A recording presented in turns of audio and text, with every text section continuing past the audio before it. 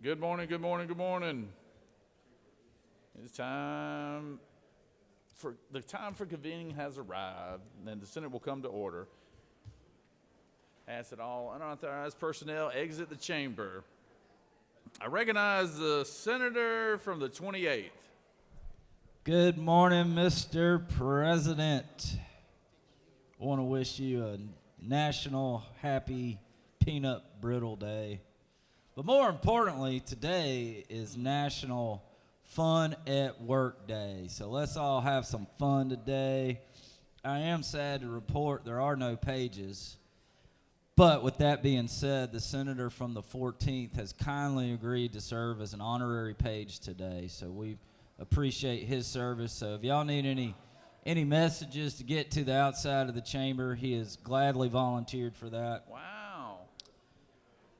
One little note I'd like to add to, on this day in Georgia's great history, in 1846, our Georgia Supreme Court met for the very first time in none other than Thomaston, Georgia. No, I'm sorry, Talbotton, Georgia. Talbotton, Georgia, yeah. I stand corrected. Mr. President, the journal has been read and found to be correct. Talbotton, Georgia. I believe the senator from the 12th has family there in Talbotton. She's not listening right now, but appreciate that.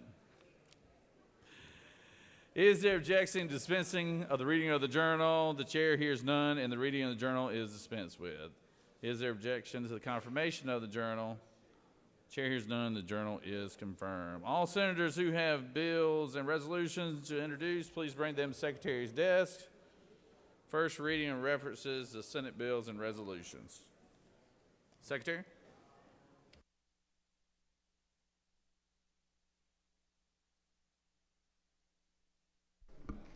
Senate Bill 397 by Senator Williams of the 25th and others, a bill to be entitled an act to amend an act to create a new charter for the city of Locust Grove, Georgia, and the county of Henry, approved. State and local government. Senate Bill 398 by Senator Kirkpatrick of the 32nd and others, a bill to be entitled an act to amend Article 5 of Chapter 4 of Title 20 of the OCGA relating to the Georgia Joint Defense Commission. Veterans.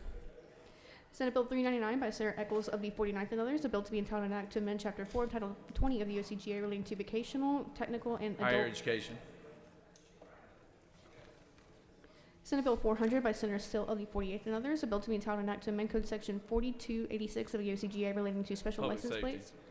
Senate Bill 401 by Senator Kirkpatrick of the 32nd and others, a bill to be entitled an act to amend Chapter 11 of Title 15 of the OCGA relating to juvenile codes. Children and family. Senate Bill 402 by Senator Ginn of the 47th and others, a bill to be entitled an act to amend Code Section 4524 of the OCGA relating. Public safety.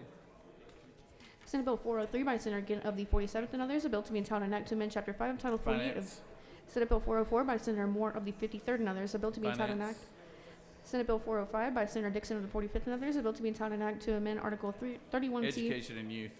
Senate Bill 406 by Senator Dixon of the 45th and others, a bill to be entitled an act to amend Article 10 of Chapter 3 of Title Public 38. safety. Senate Bill 407 by Senator James of the 35th and others, a bill to be entitled an act to amend Chapter 1 of Title 35 of the OCGA relating to general provisions regarding. Judiciary. Senate Bill 408 by Senator Brass of the 28th, a bill to be entitled an act to amend Part 5 of Article 3 of Chapter 5 of Title 12. Natural resources.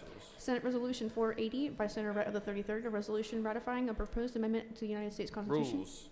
Senate Resolution 482 by Senator Ginn of the 47th and others, a resolution honoring Sergei. Rules. Senate Resolution 486 by Senator Jones of the 10th and others, a resolution honoring the life and memory of John Hedgeclough and. Rules. Senate Resolution 487 by Senator Brett of the 33rd and others, a resolution commending Taiwan for its relations. Rules. Senate Resolution 489 by Senator Jackson of the 41st and others, a resolution recognizing black maternal. Rules. That completes the order, Mr. President. First reading and references of House bills and resolutions. House Bill 863 by Representative Campbell of the 171st, a bill to be entitled an act to authorize the governing authority to the city of Bainbridge to levy an excise tax State pursuant. and local government. House Bill 864 by Representative Green of the 154th, a bill to be entitled an act to State and repeal. local government. House Bill 865 by Representative Camp of the 135th and others, a bill to be State entitled and an act. local government. House Bill 866 by Representative Camp of the 135th, a bill to be entitled an act to State create. and local government. House Bill 877 by Representative Lumsden of the 12th, a bill to be entitled an act to provide for a homestead State and exemption. local government. House Bill 921 by Representative Burnock of the 77th and others, a bill to be entitled an act to authorize the governing. State and local government.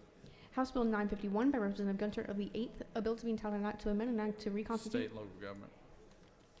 House Bill 953 by Representative Green of the 154th, a bill to be entitled an act to State create. and local government. House Bill 954 by Representative Parrish of the 158th, a bill to be entitled an act. State and local government.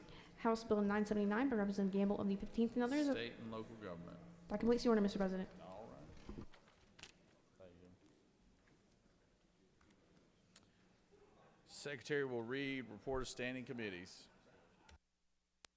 Mr. President, the Senate Committee on Judiciary has had under consideration the following legislation and has instructed me to report the same back to the Senate with the following recommendation: that House Bill 335 do pass and Senate Bill 332 do pass by substitute.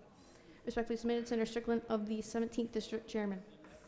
Mr. President, the Senate Committee on Judiciary has had under consideration the following legislation and has instructed me to report the same back to the Senate with the following recommendation: that House Bill 500 do pass. Respectfully submitted, Senator Strickland of the 17th District Chairman. Mr. President, the Senate Committee on Regulated Industries and Utilities has had under consideration the following legislation and has instructed me to report the same back to the Senate with the following recommendation: that Senate Bill 370 do pass and Senate Bill 373 do pass. Respectfully submitted, Senator Cowser of the 46th District Chairman. Mr. President, the Senate Committee on Retirement has had under consideration the following legislation and has instructed me to report the same back to the Senate with the following recommendation: that Senate Bill 328 do pass, Senate Bill 308 do pass, Senate Bill 85 do pass, Senate Bill 143 do pass, Senate Bill 105 do pass, House Bill 285 do pass. Respectfully submitted, Senator Williams of the 25th District Chairman. Mr. President, the Senate Committee on SLOGO has had under consideration the following legislation and has instructed me to report the same back to the Senate with the following recommendation: that Senate Bill 333 do pass by substitute. Respectfully submitted, Senator Ginn of the 47th District Chairman. Additionally, this letter serves as a timely notice of my intention to file a minority report for Senate Bill 333, which state and local government passed on Thursday, January 25th. Thank you, Senator Gloria Butler. That completes the order, Mr. President. It is now time for the morning, second readings. I'm trying to jump ahead.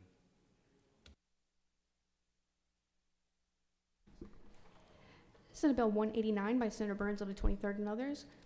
Elections, text portions of ballots shall be counted for vote tabulation and recount purposes, provide. Senate Bill 255 by Senator Payne of the 54th and others. Gambling provisions relative to dogfighting, revise. Senate Bill 340 by Senator Kirkpatrick of the 32nd and others. Sales and use taxes, firearm safes, and firearm safety devices exempt. Senate Bill 352 by Senator Anderson of the 24th and others. Motor vehicle equipment and inspection standards for the operation of motor vehicles with modified suspension systems provide. Senate Bill 366 by Senator Huff-Settler of the 52nd and others. Tax Expenditures Transparency Act of 2024 enact. That completes the order, Mr. President. It's now time for the morning roll call. Are there any motions to excuse? Recognize the senator from the 33rd. Good morning, y'all. I ask for unanimous consent to excuse the following senators from the 41st, 35, 38, 34, and 36. Without objection, the senators from the 41st, 35th, 38th, 34th, and 36. Thank you, Mr. President.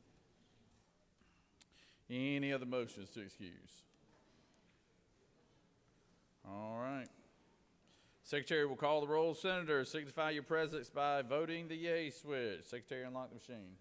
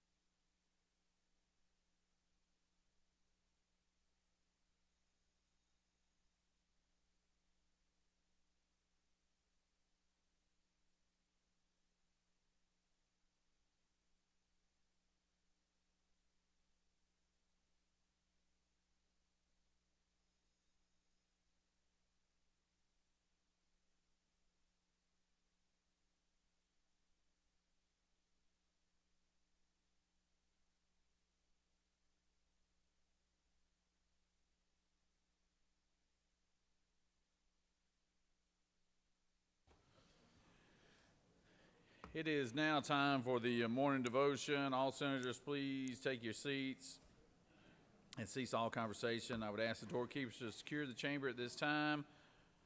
I now recognize our good senator from the 45th to lead us in our Pledge of Allegiance and introduce our chaplain of the day. If you would stand as we pledge allegiance to the flag. I pledge allegiance to the flag of the United States of America, to the republic for which it stands, one nation, under God, indivisible, with liberty and justice for all. And now the Georgia flag. I pledge allegiance to the flag, to the principles for which it stands, wisdom, justice, moderation, and courage. Good morning, fellow senators. It's a very exciting day for me today. I've got my pastor, Stephen Fountain, here with us this morning. He is the lead pastor of First Baptist Buford, which he's been at since 2011. My family and I are new members of the church, so it's very exciting for me to have him here today. And it's actually the first time I've had a pastor come down and be the chaplain of the day. And it's actually Stephen's first time being here, so we've got something in common here today. So be kind to him as he comes up and gives you a message for today. But, it's exciting to see what's happening at First Baptist Buford, what the Lord's doing in our community.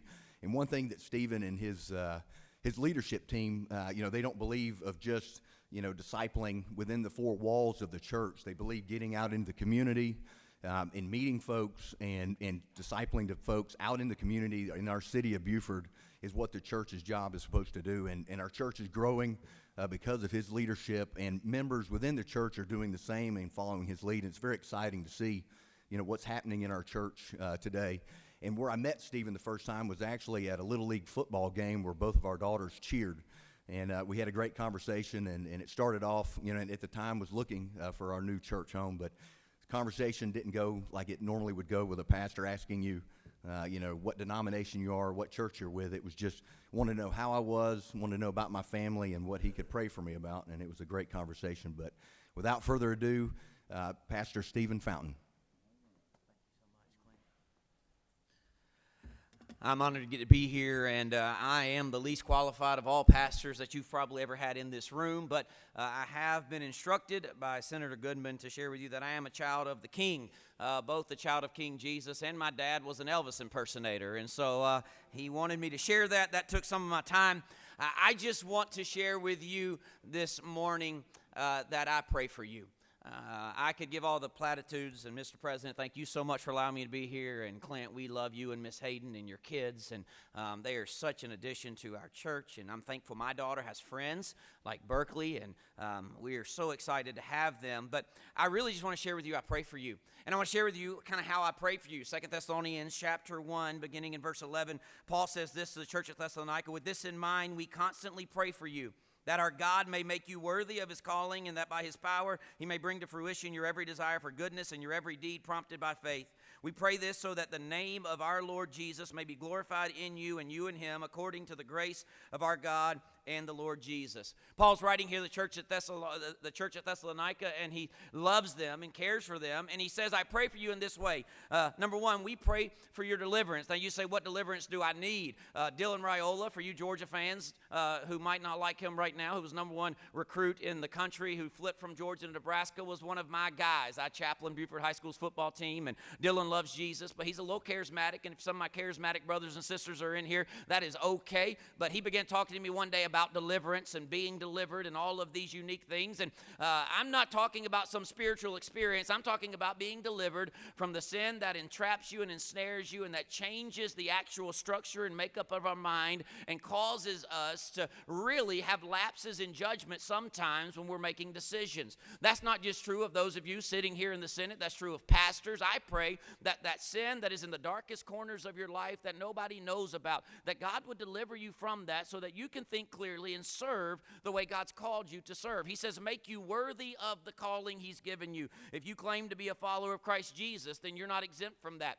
I know many pastors and followers of Christ Jesus have secret sin in our life, and if the whole world saw it, man, they wouldn't see something that was worthy of the calling that God has given us. They would see something that was broken and hurting, and they would see something that clouds our judgment, because we know when we follow our flesh, it does that to our mind. I pray that God would deliver you and that your lives, for those of you who claim to be followers followers of Jesus would be marked by holiness and righteousness in the public square and in your private life. But I also pray that God, pray for your deliverance, but I pray for your desire, and I pray that God would change your desires and make your deeds match your desires. He says this in verse 11, that by his power he may bring to fruition your every desire for goodness and your every deed prompted by faith. I know that most of us, if I said you want to do what's right, that you would say absolutely. You want to do what's good, you would say absolutely. But I also know we are trapped in flesh, and that sometimes the desires of our flesh overcome the desires that we would say in a moment that we want to do something that's good. I recognize that this is a place full of people where you know you have power, and that's okay. And a lot of people talk about the corruption of politicians. Can I tell you something? Politicians aren't corrupt, people are.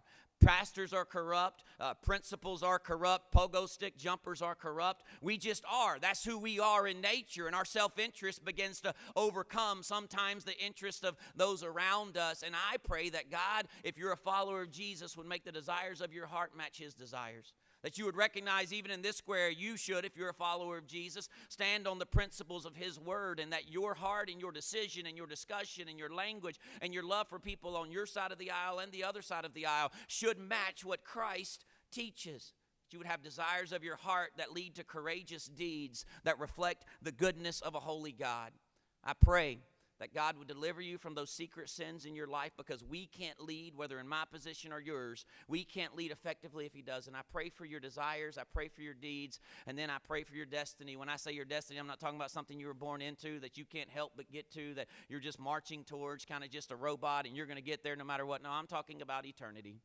I really do pray for our politicians. I pray that God, for those of you who don't know Jesus, one, that God would help you to recognize your need for a Savior, and you'd recognize the love of Jesus, and that through the brokenness of your heart, God would draw you to your knees. You'd repent of your sin, put your faith and trust in him, and walk with him, knowing that one day then you have an eternity that is far beyond the broken mess y'all got to deal with every day. For those of you who are followers of Christ, as you debate in here and as you seek to serve your constituents and all the things you do, my prayer is that you would be able to do it with the confidence knowing that no matter how broken our government, our culture, whatever it may be, whether at this level or the national level, that if I'm a follower of Jesus, I've got an inheritance that's imperishable, that's undefiled, that fades not away, reserved in heaven for me, and one day I'll get to worship at the feet of Jesus, regardless of what happens here. So I pray that God would deliver us from that sin that entraps us. I pray for your deeds and for the desires of your heart to be made through the power of the Holy Spirit, if you know Jesus and walk with him, to be made to match his word. And I do pray that those who haven't trusted him, man, that you would align your heart with his and surrender to him, and those who have, that you would be able to look towards an eternity, a future at his feet. I want to say I love you and I thank you for the service that you give to our great state. And man, it's my honor to be here and to be just a small part of this morning. Let's pray together. God, I thank you for this day. I thank you so much. God, I thank you so much for those in this room, God, for their willingness to give to our state. And God, I know there are voices in their ears all the time, and there are all of these temptations and self-interest. Lord, I pray that you would just continue to move this body's heart towards yours. That those who are followers of Jesus would recognize that your word is the ultimate truth, and every decision they make, every bill, every conversation should be founded upon it. And for those who don't know you, God, I pray that they would see the love of a holy God who sent his son to die for them. And God, that, Lord, you would just move their hearts towards yours. Lord, I pray for them. I pray that you would just give them wisdom. Lord, give them sound judgment. We love you so much. We praise you. In Jesus' name we pray. Amen.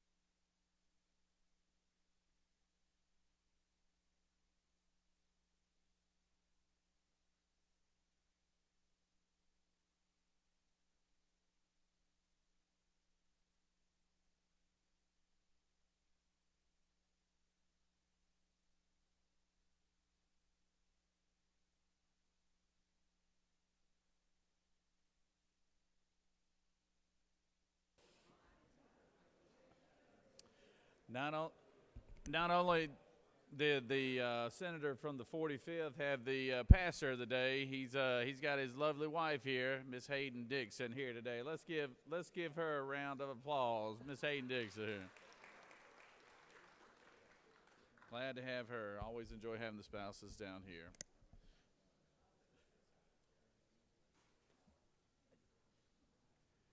It's now time to introduce our doctor of the day.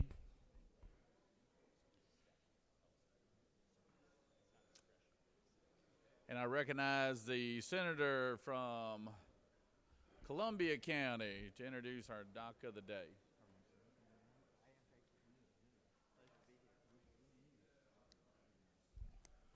Thank you, Mr. President. It gives me great honor to introduce the doctor today, Dr. Eric Lukowicz. He's an assistant professor at Augusta. He received his this is the only problem we got with him, though. Got a problem here. He received his degree from the University of South Carolina, and he's a Gamecock. That's the only problem we got with him. But he did come to Augusta University in 2003, and he teaches a class, and that class, ladies and gentlemen, senators, has 304 students in each class. And his main goal is to educate these students that they may come back to the state of Georgia and have their service here in the state of Georgia. He's also very interested in medical students' education and advocating for children.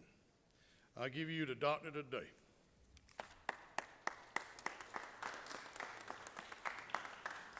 First time ever being here, too.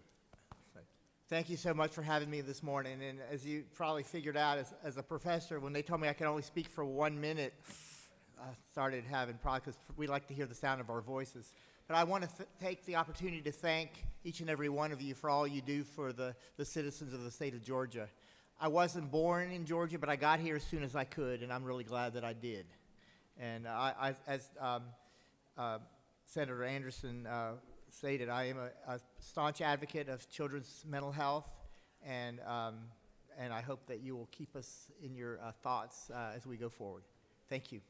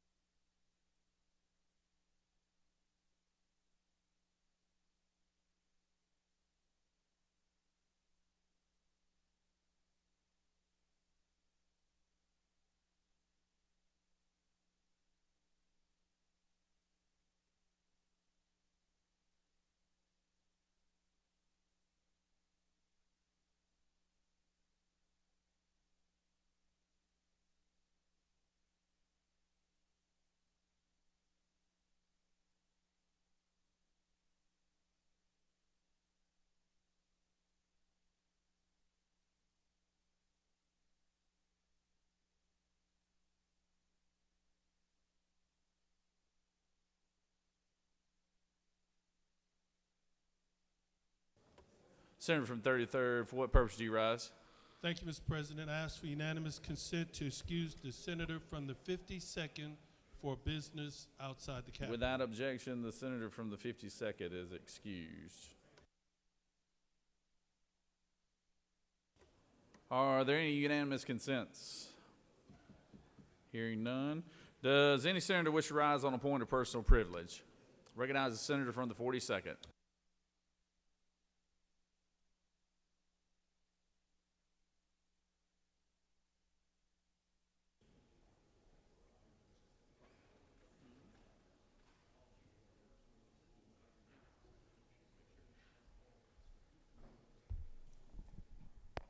Thank you, Mr. President. Colleagues, I rise today during the 6th National Gun Violence Survivors Week to recognize and honor the loss of Amy Wald St. Pierre and the multitude of survivors left to carry on without her. Loss under natural circumstances is difficult enough to survive. Loss due to violence, dare I say preventable violence, is on an entirely different level. How would any of us feel if our wife, husband, parent, child, friend were a victim of random gun violence? Gun violence that we must recognize as pervasive so that we may address it. Just 38 years old, Amy died in gunfire at a doctor's appointment during her lunch break. Many of you recall the day of horror here in Atlanta last May when a troubled young man who had no business owning a gun shot Amy and 4 other patients in a doctor's office waiting room right here in Midtown Atlanta. Amy, though, was one of a kind and took far less in life than she gave. Her contributions to her family and to our community are many, and we don't have time this morning to adequately describe them all. What's more, having spoken with Amy's dear friend and colleague, I believe Amy would not want the focus to be on her individually. Amy would prefer, I think, that we draw attention to the work that needs to be done rather than the good work that she did. Her work that we can continue in her honor. Her voice that we can amplify in her absence. Survivors are tasked with surviving, and sometimes that is all loved ones left behind can do. Amy's parents, husband, and children face a lifetime of unimaginable grief in their loss. I know that they are watching today, that many of them are here today, and I hope that they feel the love and sympathy that we offer them. Let's talk more about surviving the tragic loss of Amy. To communicate what Georgia lost with her death, I can't say it any better than what was written in her obituary. Amy dedicated her life to making the world a better place. She believed that everyone deserved the opportunities that she had been afforded in life. Most importantly, a safe living environment and access to a good education. She deeply felt an obligation to society to do her part and was an incredibly generous giver. Amy had many causes and organizations she donated her time and money to, all rooted in her commitment to be of service in this world. Professionally, Amy worked at the CDC on a program to prevent maternal mortality. Amy's death has left a hole in many hearts and throughout our community. Each of us, and especially those of us in leadership positions as elected officials in this body, must give voice to the legacy of the important works that people like Amy dedicated their time, treasure, and passion to. Each of us is left to survive Amy's death, because without her here, who will do the work that she so diligently and fiercely dedicated herself to? I am pleased to see so many survivors in the gallery today. Some knew Amy well, while others did not. We welcome members of Neighbors for Action, pediatric emergency physicians, and a neuropsychologist researcher, with other health providers who care for Georgians injured every day by gun violence, as well as Amy's friends and family committed to continuing Amy's work. Please stand to be recognized.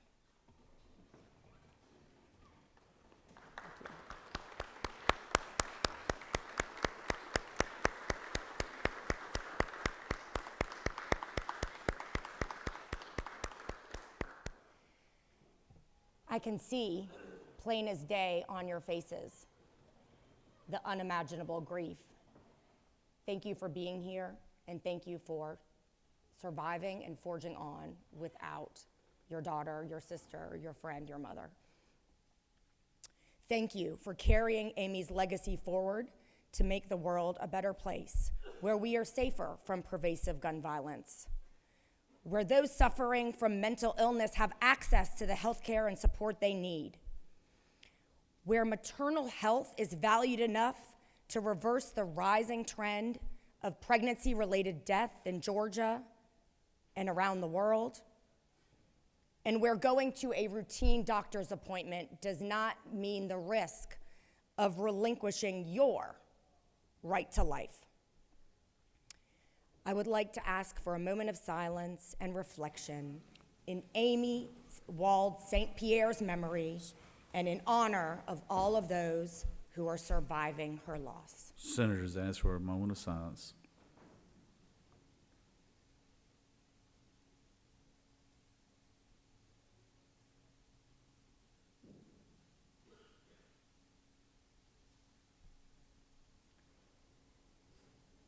Thank you so much, colleagues and Mr. President.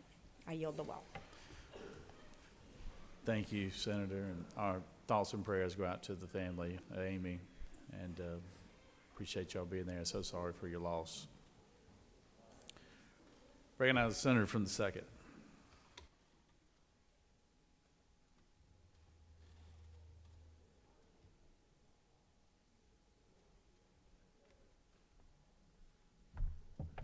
Thank you, Mr. President. This morning, colleagues, I rise to ask our colleagues across the hall to move SB 157. That bill deals with occupational licenses carried by the senator from the 17th. I have many constituents who have been convicted of drug charges that are trying to get a journeyman plumber's license right now. And he can't get one because of a drug conviction from the early 90s. I've got another constituent, and we've tried every way, up and down, backwards and forward. And the only thing it comes back to is SB 157 would allow for those individuals that have convictions not related to the license they hold to be given a license. I think we can all agree that sometimes you can make a mistake, but if you change your career and we're going to be the #1 state to do business, we shouldn't stop somebody from having a plumbing business because they can't get a license. I think our colleagues across the hall, I would strongly encourage them to move this bill so that the constituents in my district that work hard, that want to get a license, that want to improve their quality of life, can get their journeyman, can get their plumber's license, can get their electrician's license, whatever that license may be, and take the handicap off. So, Mr. President, I hope that you can call the folks across the hall and encourage them to move SB 157 so that we can get hardworking Georgians the licenses they need so that they can continue to work hard and provide for their families. And with that, Mr. President, I yield the well.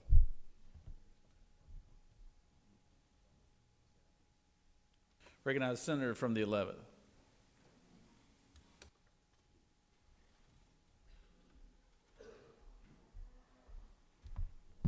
Thank you, Mr. President. I just need the record to show that I love my wife, and I want to wish her a happy anniversary.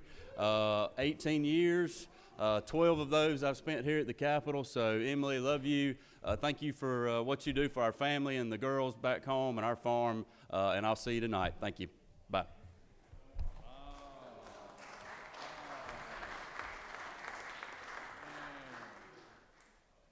Well, I'd like to know what you did. This is recognized senator from the 47th.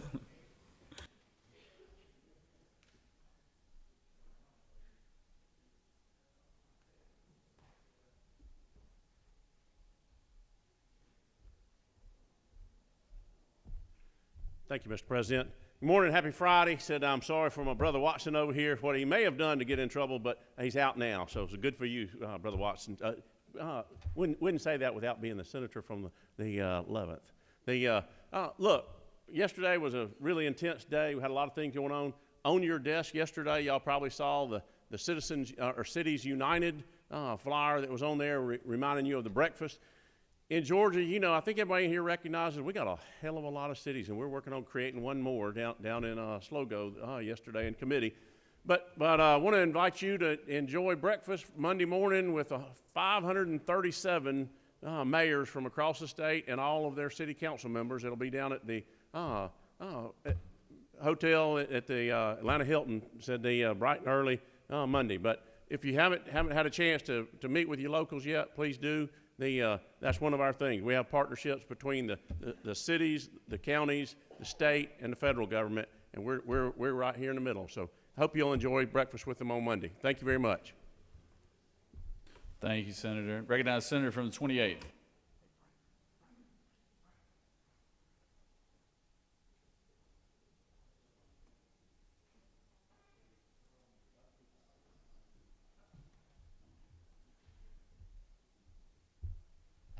Thank you, Mr. President. Senator from the 11th is going to get us all in trouble. My anniversary was last Saturday, so baby, I love you.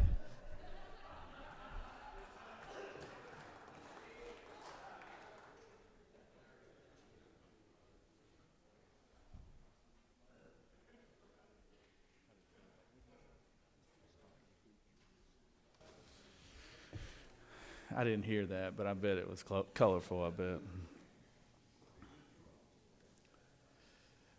Are there any other points of personal privilege? Chair hears none. Are there any motions to withdraw or commit? You have before you a consent calendar of privilege resolutions. Does any senator wish to remove a resolution from the consent calendar? Is there objection to the adoption of the resolution on the consent calendar? Chair hears none. The resolution on the consent calendar is adopted.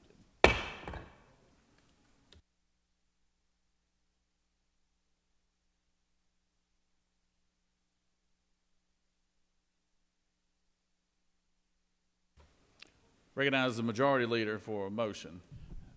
Good morning. I'd like to ask for unanimous consent that the following bills be engrossed: Senate Bill 358 and Senate Bill 355. The majority leader has moved that Senate Bills 358 and Senate Bills 355 be engrossed. Is there objection? We have an objection. All those in favor of the motion will vote yea. All those opposed, nay. Secretary, unlock the machine.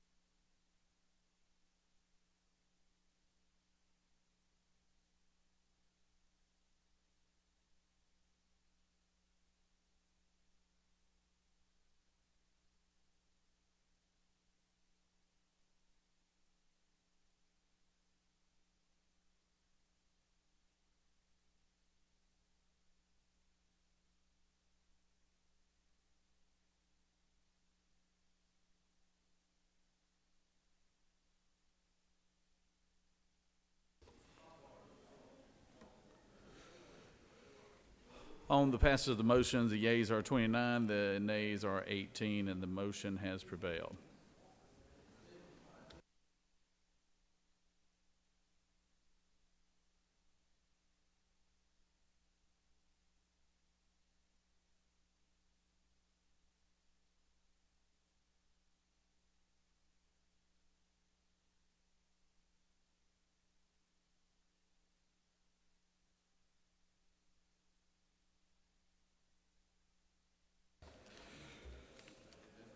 Heading on to the rules calendar, we have first on the rules calendar is SR 465. Secretary, read the caption. Senate Resolution 465 by Senator Dolezal of the 27th and others, a resolution creating the Senate Special Committee on Investigations to provide for the issuance of compulsory process to secure the attendance of witnesses or the production of documents and materials and for other purposes. Mr. President, the Senate Committee on Rules recommends that this resolution do pass. Respectfully submitted, Senator Brass of the 28th District Chairman. That completes the order, Mr. President.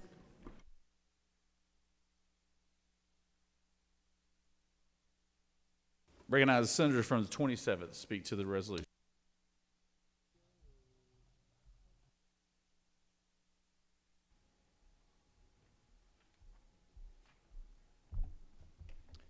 Thank you, Mr. President. Good morning, colleagues.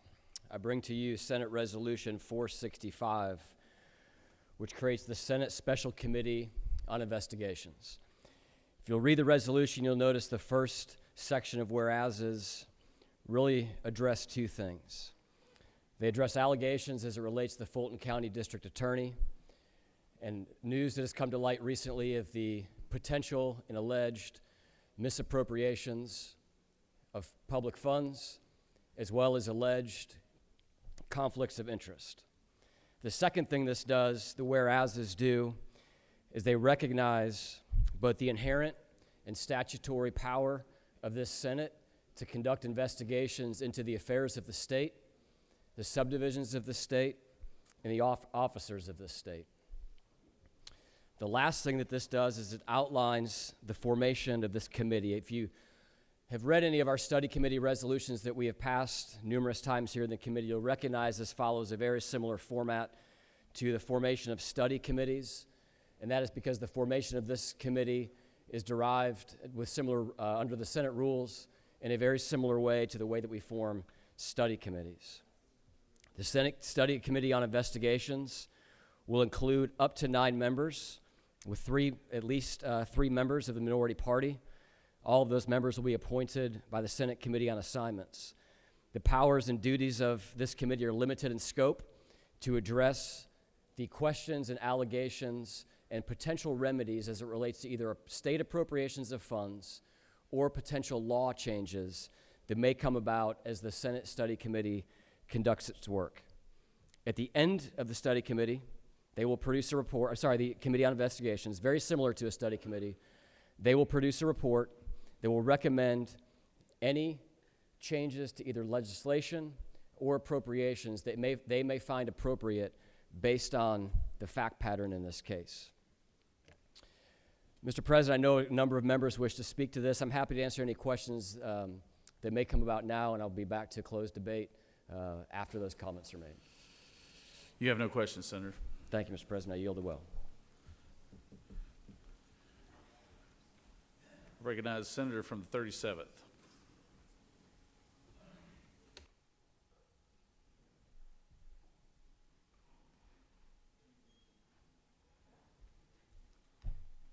Thank you, Mr. President. Ladies and gentlemen of the Senate, I won't speak long today on this, but I will say generally, without even respect to the specific subject matter, which I think is appropriate that we investigate, the broader question of this body providing oversight to the actions of the executive branch through these kinds of powers, I think is appropriate. We think about as citizen legislatures, we don't have large staffs. We're not down here 12 months of the year, but I think the ability for us to have real investigatory power as is contemplated in this is the appropriate role for our Senate. Our citizens expect us to have these powers, use them, and play an appropriate oversight role across the spectrum of issues. So I appreciate the gentleman's bringing this resolution, and I commend it to your support.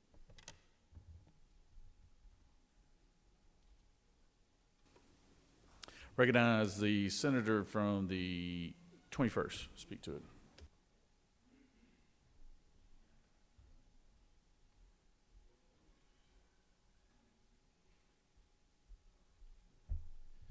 Thank you, Mr. President. I want to thank the senator from the 27th for introducing this resolution. As a resident of Fulton County, I am deeply troubled by the poor judgment of our DA, Fonnie Willis. And I would submit to you, as all Georgians should be, deeply troubled by her actions. As details continue to surface on a daily basis, it becomes more and more clear this was prosecution for personal profit. There's an old saying in politics, follow the money. Or as my good friend from the 26th, the good senator from Macon says, it's all about the money. Ms. Willis hired her longtime romantic partner to prosecute this case, who had never prosecuted a felony, the day after he files for divorce. That is when I believe the prosecution for personal profit scheme begins. The special grand jury was impaneled, and it goes on for 9 months. so Mr. Wade can bill hours. Then the regular grand jury's impaneled, and it goes on for 4 months, so Mr. Wade can continue to bill hours. To date, folks, $654,000 of taxpayer money has been spent on this. In court filings in Mr. Wade's divorce case, the public has been made aware of credit card transactions that shows trips to Napa Valley, Miami, and the Caribbean cruise. As you peel the onion back, more details of mismanagement and poor judgment continue to surface. It is my hope that this investigative committee will use its subpoena power and subpoena witnesses and records to explore if state funds were spent on these lavish trips and fine dining dinners. Did security detail travel on these trips, and who paid for their expenses? Did Ms. Willis break any ethics laws by not disclosing any gifts she received? I believe this scheme, prosecution for personal profit, was a fraud against the court, and it was a fraud against you as a Georgia taxpayer. In closing, I close by asking for your support for this resolution, and I ask this investigative committee to look at the facts and follow the money. Mr. President, I yield the well. Recognize the senator from the 14th.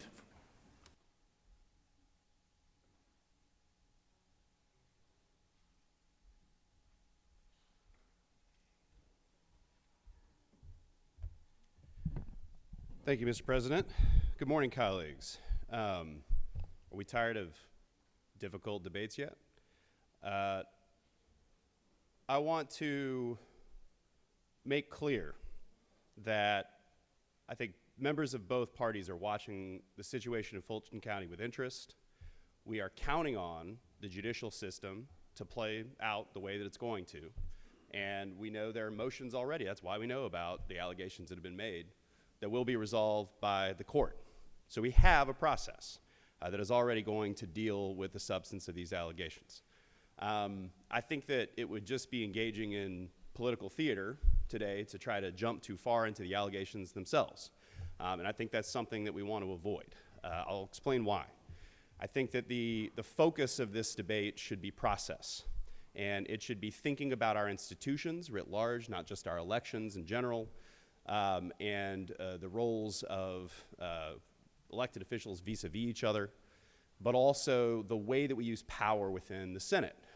It's not just arcane inside baseball, the way that we choose to use Senate powers to communicate our response to a policy problem. Here's the thesis that I want to bring to you today and why I'm voting no on this resolution. Not only do we have the judicial process in Fulton County that will play out, but we also have an ethics committee in this Senate already that, as my understanding is, that decades ago, we empowered with a subpoena power, the ability to go get documents, bring witnesses in to get to the bottom of a story when it comes to the subject of, you guessed it, ethics, the same kind of subject matter that we are talking about here. So again, we have a process within the Senate that could play out, that we could use an existing structure to try to address these issues if the body of the Senate really thought that it was important enough to do.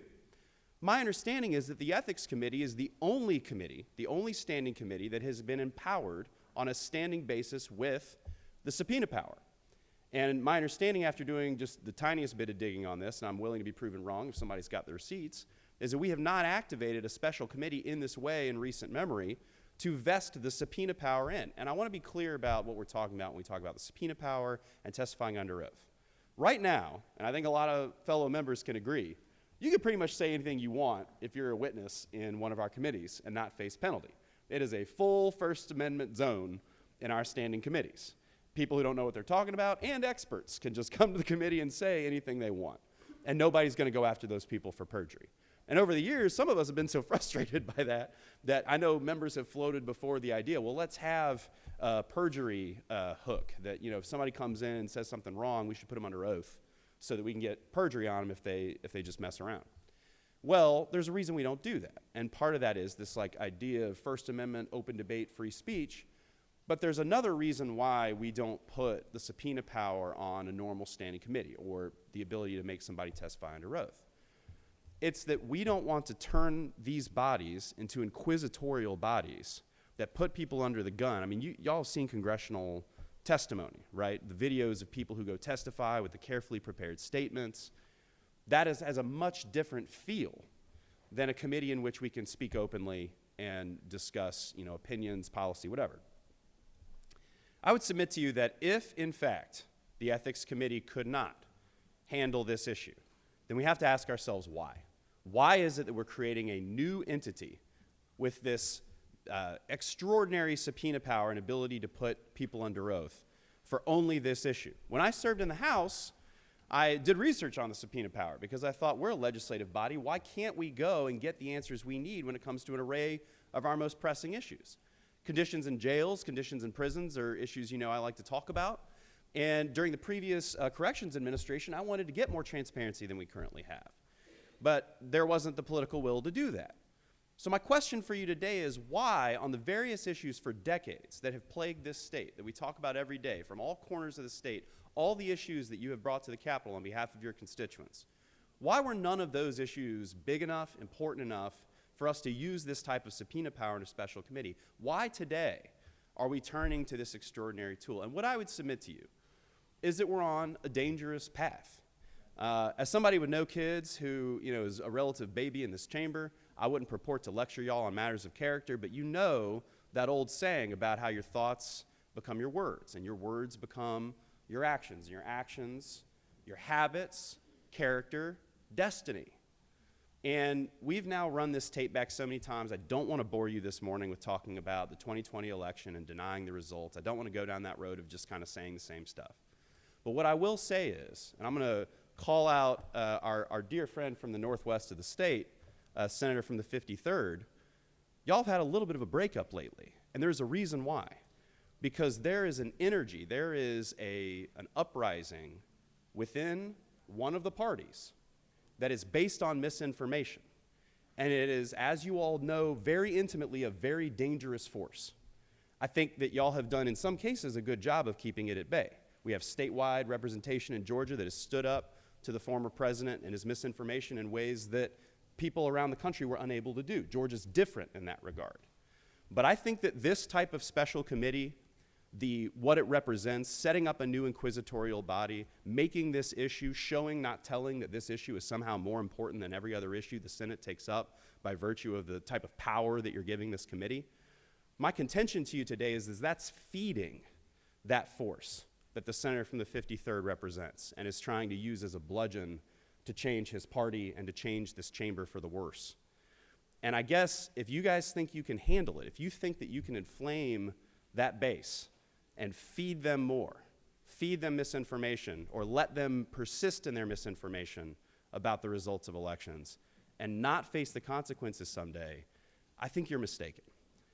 So let's not let these thoughts become words, actions, habits, character, destiny. Let's say no to this special committee and send a signal that we are going to stand up against that type of sentiment. Thanks, Mr. President. I yield the ball. Recognize Senator from the 26th.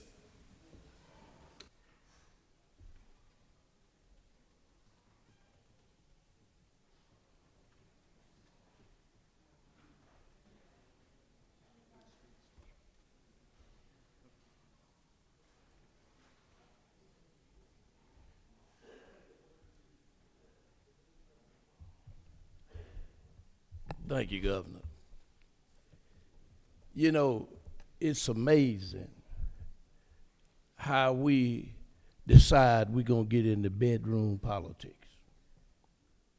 It's amazing. You want a special committee. Where was the special committee when the ex-president called the Secretary of State and told him to find me 11,000 votes? You didn't have a committee to investigate that. All we've heard is allegations. And most of it comes from an ex-wife who mad and want to get some money.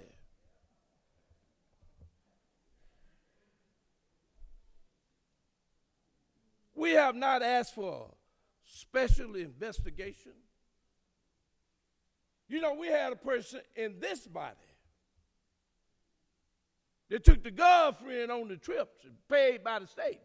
You didn't ask for a special investigation on that.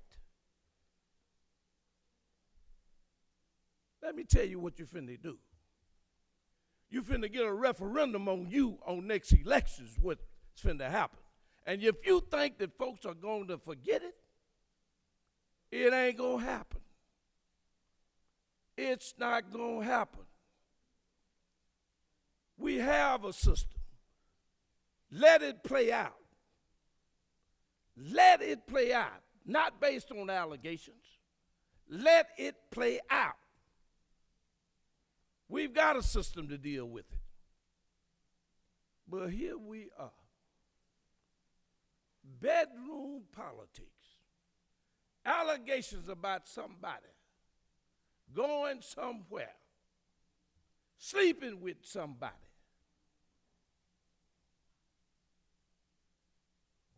No difference in the abortion bill you pass.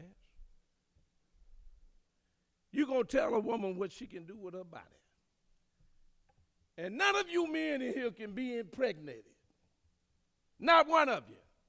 I don't care what you do. It just ain't going to happen. Even by artificial simulation, it ain't going to happen.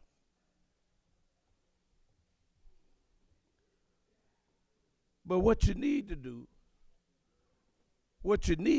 you need to think about this state. We're going to talk about a special investigation on this. But what about health care in the state of Georgia to over 500,000 folks who got no insurance? You not answer that. And most of you represent rural areas. So are you telling me that their health care depends on what zip code they live in? You refuse Medicaid expansion. We don't have enough money in the state. And there's a program that we participate in, and everybody using our money but us. But us. And then you got a CON. Maybe it has run its course. You get a rural hospital, and you got an OBGYN. They want to set up an office and bring a pediatrician in so they can see about the kids they deliver. And you got to have a CON. You hadn't talked about that. Something that means something to the folks that you represent. And a lot of you in here are rural legislators. I'm one now. I used to be an urban legislator. I did not know about the health outcomes in rural Georgia. See, you don't grow no pine trees in Atlanta. You don't have any hog farms in Atlanta. You don't have any cattle farms in Atlanta.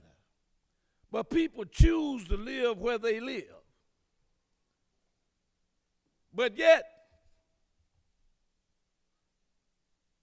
their health is dependent upon what their zip code is. Those are the problems that we need to tackle for the Georgians that we represent. But no, we want to go to the bedroom. Well, I'm telling you the truth. Y'all amaze me. You really amaze me.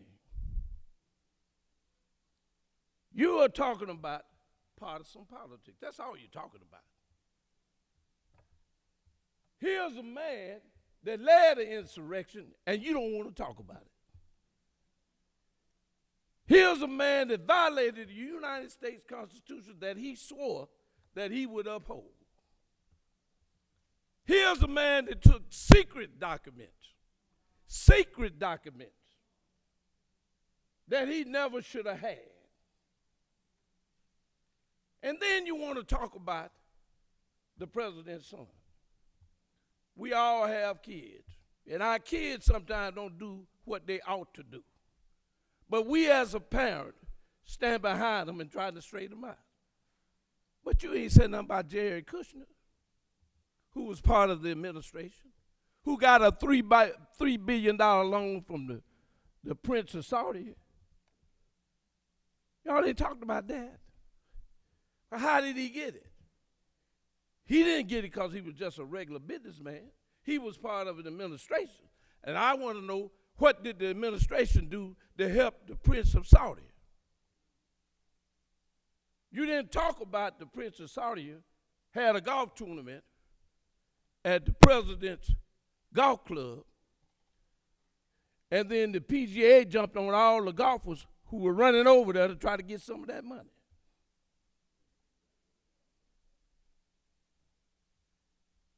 Let us understand one thing. Be you Democrat or Republican, you are sent here for a reason. And that reason is to try to help the folks that you represent, no matter what their income is. We got rural hospitals about to close. We don't have enough money to keep them open. Don't have enough money to keep them open. But yet we can find other things because it's in the news media. Let me say this. You can't help him. He will lie in front of anybody. He's on trial for rape. And the lady gonna get some more money because he keep tweeting.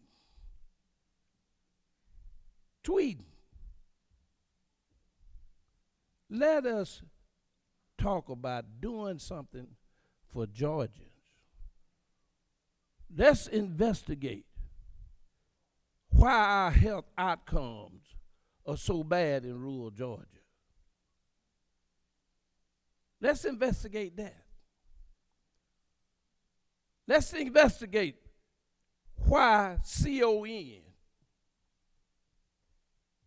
is an obstacle for rural Georgia.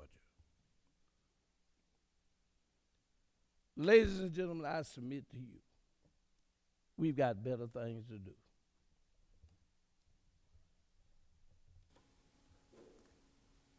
Recognize the senator from the 22nd.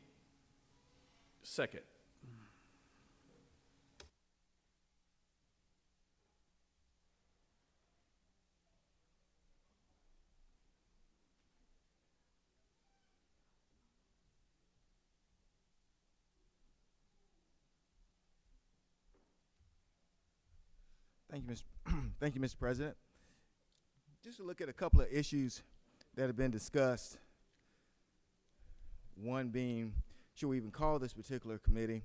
But also some of the issues been discussed as far as what creates a conflict. And it's already pretty much laid out in the law that nothing that's been discussed in the media, et cetera, even creates a conflict of interest or even creates a legal impropriety as such. Conflicts of interest in Georgia, we're talking about from case law, et cetera. One, for a prosecutor, number one, previous representation of a client, you don't have that here. Prosecution of a fact witness against this client, you don't have that here. Prosecutorial relationship with the victim, you do not have that here. Special prosecutors who are paid on a contingency basis, that's the key. On a contingency basis is illegal in Georgia.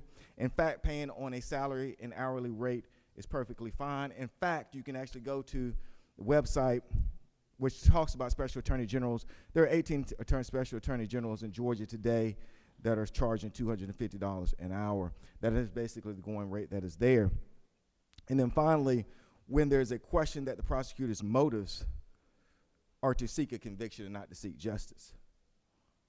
Case law has already talked about the fact that if you have a relationship, marital relationship actually is permissible. Actual marital relationship is permissible even if you're on the other side. Case law has already said that. Even if you're husband and wife and one's representing the defendant, one's representing the plaintiff, or one represents the state, one represents the defendant, it's actually been ruled that that is actually permissible. Probably not advisable, but the courts have used it to be permissible, saying that a person's professional conduct would trump any type of personal relationship.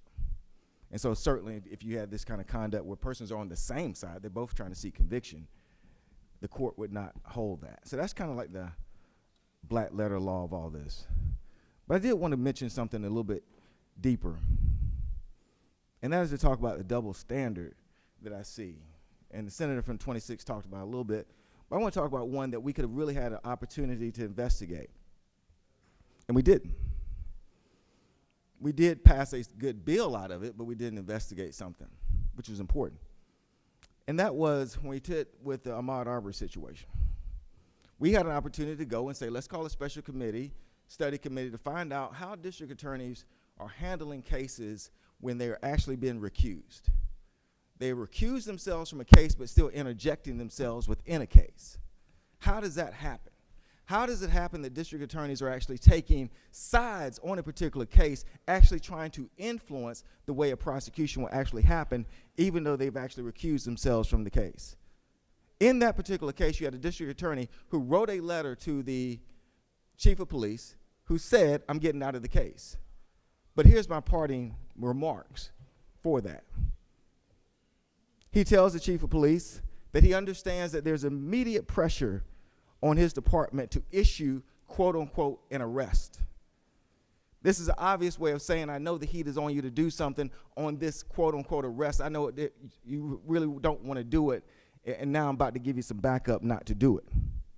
The letter goes on to say that the defendants were in hot pursuit, as if they're police officers. They weren't police officers, they were individuals. But he writes hot pursuit. That is on purpose to also give them the impetus, the officers that are like police officers. And the intent was to stop this criminal. There was no justification for that. Obviously, Ahmaud Arbery had been determined to be any type of criminal. This is in his letter to the chief of police, obviously trying to dictate how this case is going to go. And of course he did if the video never came out. Calling the victim in the case a criminal, calling the persons who were pursuing him with a shotgun in a truck and hot pursuit as though they're police officers. He cites the citizen's arrest statute, but completely on purpose misuses that statute because he talks about actually being able to use deadly force, but never once says that you can't use deadly force unless you're faced with deadly force. He just cites the statute, but doesn't explain, well, you know you can't use deadly force unless you're faced with deadly force. He wasn't faced with deadly force. The guy's running unarmed, and people would chase him in a truck, which is deadly force, and with a shotgun. Obviously trying to influence how this is going to go. He then says the video shows a fight by someone trying to take a shotgun. That's what you saw. Someone trying to take a shotgun. He then goes on and says things were not in the video and would not even be determined to be evidence. Arbery's mental health needs and prior convictions actually shows why he probably acted the way he did. So basically call him the crazy black man. That's what we could have looked at and said, how in the heck is somebody who's recusing himself actually writing a letter to the doggone chief of police actually trying to influence how this case goes? And there's no doubt he's trying to influence how this case goes because he's using dog whistle terms, hot pursuit, giving them as though they're police officers. He's calling Arbery already a criminal. He's saying he has mental health problems. How is he able to do that? And does this strike to a larger problem that maybe our district attorneys are running around actually not looking at the evidence the way they should? That would have been an interesting study committee to have. Because how many persons have told you that they have been railroaded by district attorneys? How many persons have told you, come to bodies like this and say that the evidence was not clear and district attorneys didn't look at the evidence, they looked at race or class or sex? How many persons have said that? And here you had an obvious example where that took place. And was any special committee called for that? Absolutely not. So that's why I stand in opposition to this. Number one, the black letter law says it's utterly ridiculous. And then number two, we have opportunities, and we didn't take them up on it. And if you believe for 1 minute that this DA is able to bully and do all these things to a proposed billionaire and a former president, then maybe that'll give you some pause to think about the fact that many people have come in front of this body and others and said, hey, we've been treated wrongly by district attorneys or solicitors, and I used to be a solicitor. But I'm just making the point, you ignore that. But a billionaire and a former president, you actually believe him when he says I'm being railroaded. But a person as a public defender and can barely meet ends meet, you say, oh, that's just justice, truth, justice, the American way. So I say this, we should be deeply concerned with the black letter law says is not an issue. But we're not deeply concerned when a DA who says he recuses himself actually tries to influence a case and did influence a case, and unless that video came out, murderers, and that's not hyperbole because they were found guilty of murder, murderers would have been let off because of that letter. So there's no deeply concern for that, only for this foolishness. And quite frankly, guys, I don't know why you're defending this dude like this. Most of you are one press conference away from the other night where he emasculated that doggone state U.S. senator on TV. I would leave it alone. Enough is enough. I would leave it alone. I yield the will. Okay, we've got an amendment that's on your desk right now. Secretary, read the amendment. Mr. President, Senator Dolezal, the 27th, and Senator Gucci, the 51st, offer the First Amendment to Senate Resolution 465 by striking 45-17-19 on line 50 and replacing it with 45-15-19. Mr. President, that completes the order. I recognize the senator from the 28th. Speak to the measure. Speak to the bill.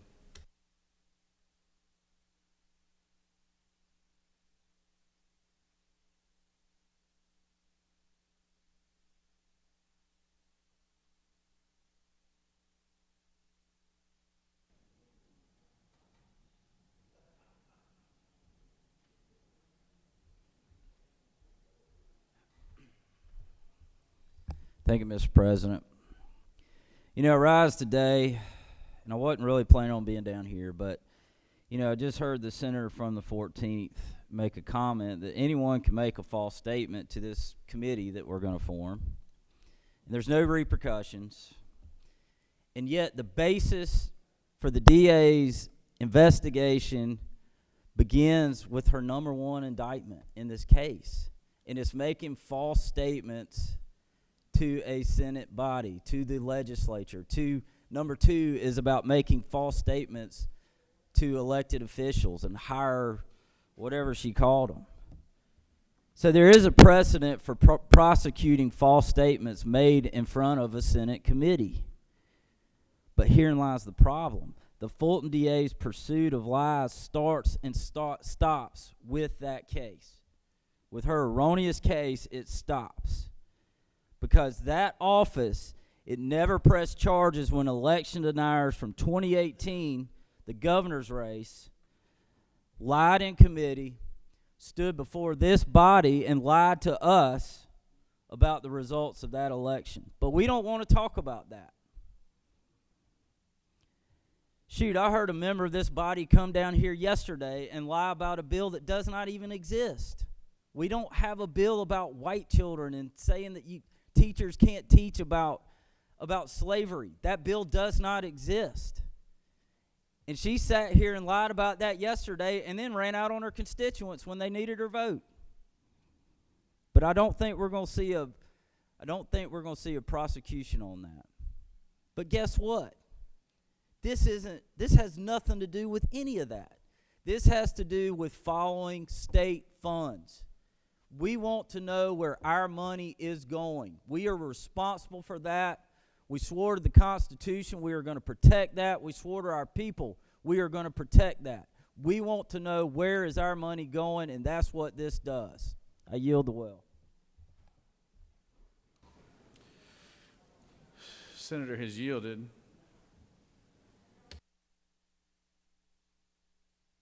Senator from 51st, for what purpose do you rise?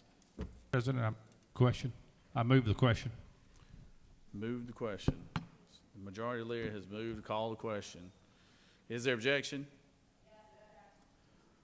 All right, we'll just go ahead and put it on the board. All those in favor of the motion will vote yea. All those opposed, nay.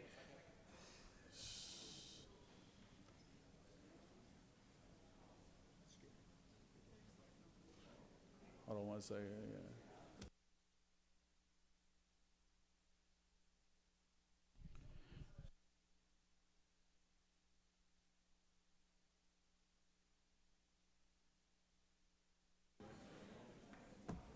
Recognize the senator from the 51st again. I ask for unanimous consent to excuse the senator from the 48th for business inside the Capitol. Without objection, the senator from the 48th is excused. So the question is on the majority leader making the motion to call the question, and then senator from the author of the bill will have an opportunity to close debate once the question is called. All those in favor of the majority leader's motion will vote yea. All opposed, nay. Secretary, unlock the machine.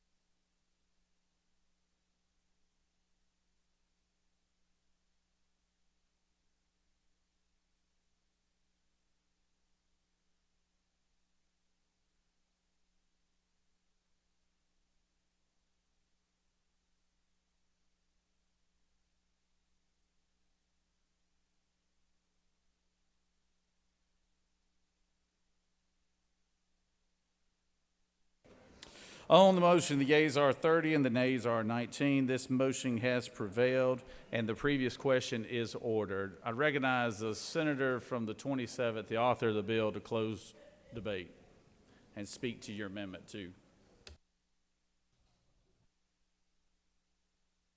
Colleagues, I will be brief. I know we have other items on the agenda. I did want to take a couple of minutes and respond to some things that were mentioned in debate this morning. First of all, in response to the senator from the 26th, I actually agree with a lot of what he said. First and foremost, I agree that men can't get pregnant. Secondly, I agree that we should look into certificate of need. This body passed a bill to address certificate of need in rural health care last year, I believe, with your support. I then chaired a committee where we toured the state to look into rural health care and really all of certificate of need. And will support any measure, Senator, that you bring forward as it relates to a repeal of certificate of need. I want to talk about what this bill is not about. This bill is not about whether men can get pregnant. This bill is not about rural health care. It's just a resolution. This resolution is not about a president's son doing this or a president's son doing that. This bill is not about Saudi Arabia. This resolution is about an officer of the state of Georgia within a subdivision of the state of Georgia and how they are using state funds. This falls squarely within what we should be talking about and what we should be addressing. I know that the senator from the 14th mentioned we have a process to look through this and that will play itself out. Each one of us will vote on a budget twice, at least twice, in the coming 30 days. It is incumbent upon us to know if we need to adjust that budget based on what we may learn in the process of this committee doing its work. The senator from the 22nd went through a list of conflicts and I believe intimated that there may not be a conflict here. Well, officers in Fulton County, very similar to us, we have our personal financial disclosure statement. They have an income and financial disclosure statement that requires them to list gifts and favors from prohibited sources of $100 or more. What is a prohibited source? It's things like family members, business partners, but it's also those who are seeking to do or are doing business with the county. Why does the county ask for that to be disclosed if such gifts or financial interests may not be a conflict? I think everyone that I've read in the paper that has talked about what has been alleged has said that if this is true, it is a conflict. So if that conflict exists, and if state monies are being used, Is that of no interest to this body? I think it is. It was asked why we don't form committees for this or that, or why we didn't do something 2 or 3 years ago. I guess it's because you didn't introduce a resolution. I guess it's because you didn't go to Ledge Council and ask the questions that I asked of, hey, I have a concern. What authority do we have? If you would have done that, you would have probably realized that in February of 2016, Legislative Council produced a document on legislative investigations, administrations of oaths to witnesses, and issuances of subpoenas. You probably would have discovered in that process that the Senate has, according to Legislative Council, inherent subpoena power, powers to investigate, walks through the process of following the carefully crafting of a resolution in the way that we did here. Ladies and gentlemen, this is part of doing our job. Let's see where the facts take us. Let's do our work. I ask for your favorable consideration as I finally mention the amendment that is on your desk. It corrects a scrivener's error referencing OCGA, what should be OCGA 451519 and OCGA 451517. What are those two pieces of code? They authorize the Attorney General in 1517 to institute and conduct investigations at any time into affairs of the state. And then 1519 gives all authority and rights granted to the governor and the General Assembly and recognizes that they shall be as complete and absolute as those granted to the Attorney General. I thank you for your consideration of both the amendment and this resolution. And with that, Mr. President, I yield the well. Senator has yielded the well, and the majority leader, the question has been called. There is an amendment that the author of the bill spoke of there. Is there objection to the amendment number 1? Without objection, amendment number 1 is added. The question is on, is there objection to agreeing to a report of the committee which is favorable to the adoption of the resolution? Chair hears none. The report of the committee is agreed to. Is there objection to the main question being ordered? Chair hears none. The main question is ordered. Question is on the adoption of the resolution as amended. All those in favor of the resolution will vote yea. Opposed, nay. Secretary will allot the machine.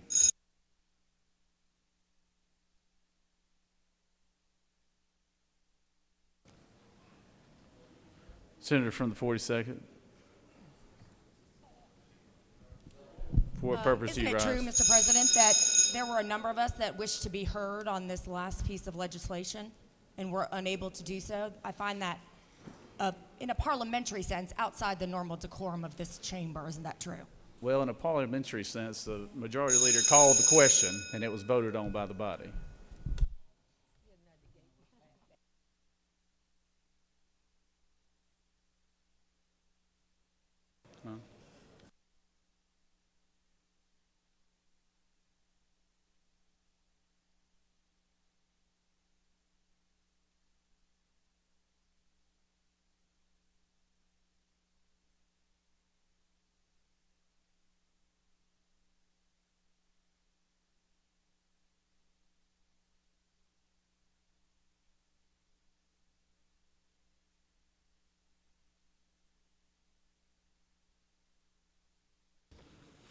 On the adoption resolution as amended, the yeas are 30 and the nays are 19. This resolution have received the requisite constitutional majority, is therefore adopted as amended.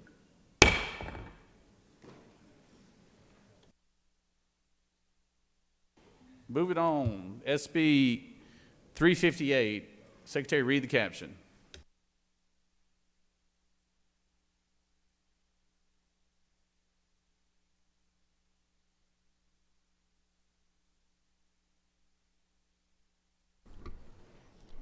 Senate Bill 355, a bill by Senator Robertson of the 29th and others, a bill to be entitled an act to amend Article 1 of Chapter 2 of Title 21 of the OCGA relating to general provisions regarding elections and primaries so as to prohibit the use of ranked choice voting and for other purposes.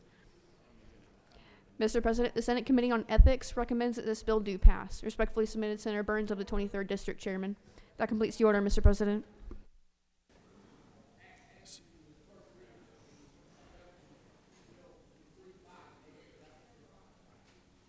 Secretary, read the caption again. It's Senate Bill 358.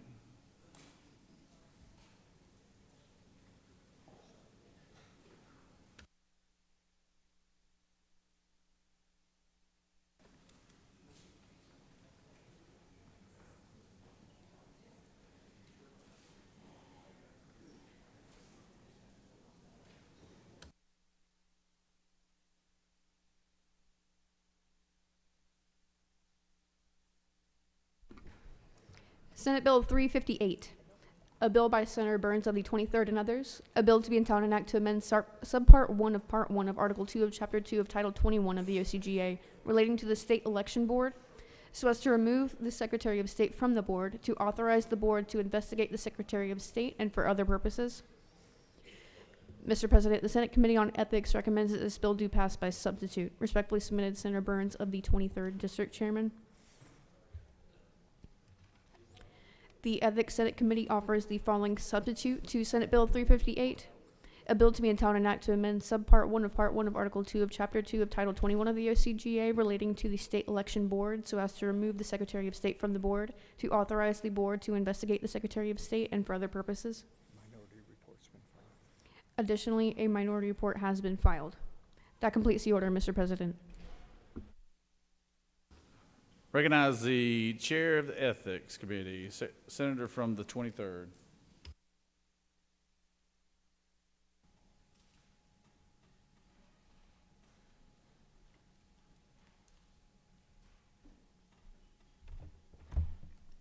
Good morning, colleagues.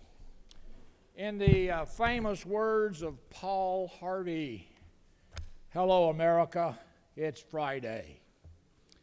And I have a bill that I'd like to share with you, SB 358. Really a pretty straightforward bill that would vest certain powers with the State Election Board. But let me quickly review how we got to this point today. On December the 19th, the State Election Board had one of their regular monthly meetings, and there was a question of jurisdiction of whether or not the State Election Board could evaluate a particular allegation. The board at that time on the 19th of December tied in their vote 2-2 and chose to not take up the matter.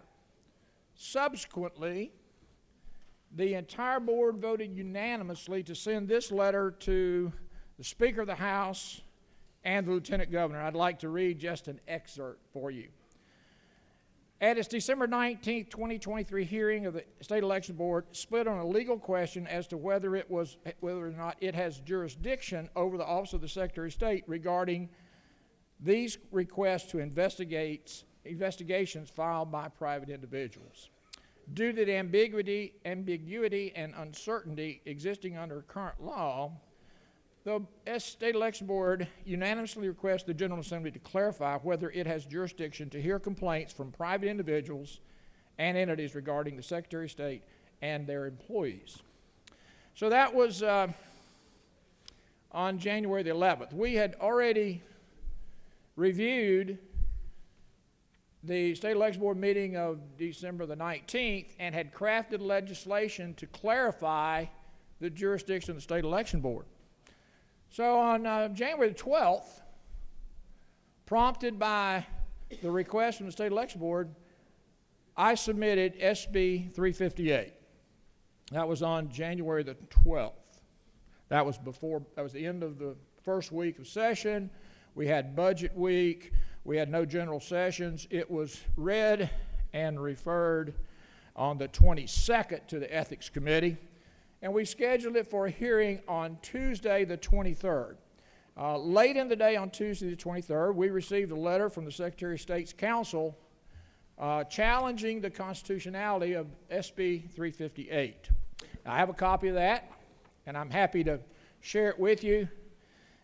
It notates that the Constitution gives the Secretary certain authorities over elections, which it does. We certainly concede that. The most important of which is to receive and clarify election results. Again, we concur. This is a copy of the Georgia Constitution. And by the way, all of you know I am not an attorney. That's not a bad thing. So I am not a constitutional scholar, but I would like to at least just read from the Constitution of the state of Georgia. Article 2, Section 2, Paragraph 1. Procedures to provide by law, to be provided by law. The General Assembly shall provide by law for a method of appeal from the decision to allow or refuse to allow any person or to register or vote, and shall provide by law for a procedure whereby, this is the important part, returns of all elections by the people shall be made to the Secretary of State. So the Constitution says the Secretary of State has powers, and those powers are to receive the returns of all elections. There are only two other places in the Constitution of Georgia that I'm aware of that the Secretary of State is mentioned. You've got to go back to Article 9, Section 2. Now, I want you to, first of all, realize that Article 9 deals with not elections. It doesn't deal with elections. It deals with counties and municipalities and the municipal corporations. So Article 9 doesn't deal with elections, but it does clarify certain responsibilities of the Secretary. Again, Article 9, Section 2, Paragraph 1, subparagraph, 2. So 9(2)(b)(2), kind of toward the end, I'll quote again. It shall be the duty of the judge, they're referring to the probate judge, of the probate court to canvass the returns, declare and certify the results of the election, and it shall be his further duty to certify the results whereof to the Secretary of State. So again, probate judge counts the ballots and files them with the Secretary of State. That's an administrative function. One more time. On the next page, Section G, remember we're talking about counties and municipalities. No amendment or revision of any local act made pursuant to subparagraph B of this section shall become effect or until a copy of such amendment or revision and a copy of the required notice of publication in an affidavit of duly authorized representative of the newspaper in which such notice is published is filed with the Secretary of State. Okay? So, Secretary of State has the duty to receive election results and be the caretaker of those results. Now, that's a constitutional question. I'm not a constitutional lawyer. This is not a court of law. But that's how we got here today. That's how we got here today. One more thing, and then we'll talk about the bill. Yesterday, actually in committee on Tuesday afternoon, Legislative Council was present. I specifically asked the question about whether or not SB 358 was constitutional. The initial response, and I've requested a written update on that, initial response is that the majority of all powers for the Secretary of State are vested through statute, not through constitutional law. So everything the Secretary of State has responsibility for, the legislature provided them that ability and that authority. Subsequent to that meeting on Tuesday afternoon, about 5 o'clock, 6 o'clock, 7 o'clock in the evening, I requested from both the Secretary of State and the Attorney General clarification on this issue.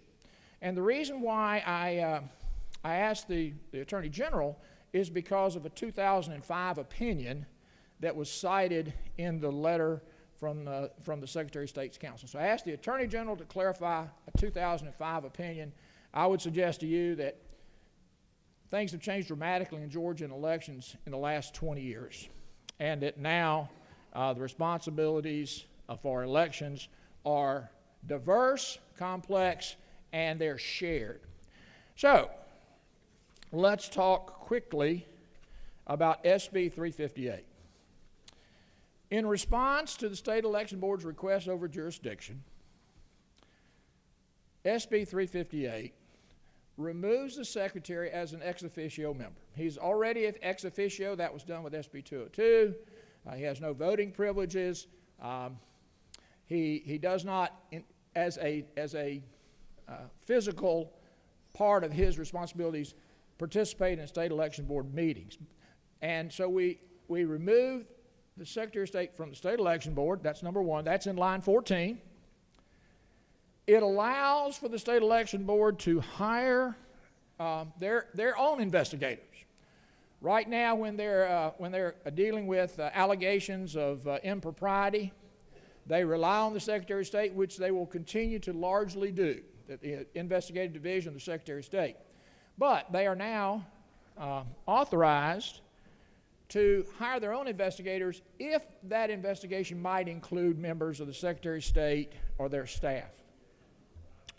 Finally, on line 31 through 32, it inserts the phrase by the Secretary of State and local election officials. This basically clarifies that the state election board has the responsibility for oversight of the administration of both primary and elections, general elections. It's a pretty straightforward bill. It's intended to clarify the jurisdiction and responsibilities of the state election board. We are not removing any responsibilities from the Secretary of State. We're augmenting the responsibilities of the state election board. They are now fully staffed. We have fully 5 members on the board.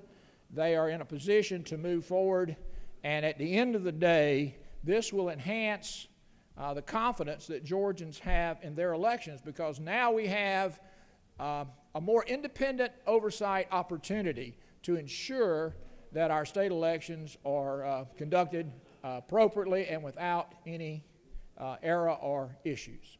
So, Mr. President, I'm happy to accept any questions. I appreciate the opportunity to share SB 358. You do have a couple questions, Senator. Senator from 26. 26. My good friend. Thank you, Governor. Would the gentleman yield? Absolutely. Why do we need to remove the Secretary of State from the Board of Elections? I think the most significant reason would be to avoid a conflict where if the state election board needed to investigate members of the Secretary of State's office, or even the Secretary of State himself, if he were on the board, that would create a conflict of interest. So his removal allows us to have 2 separate independent oversight opportunities. Gentleman, well. Certainly. How is the Secretary of State hired? Sorry?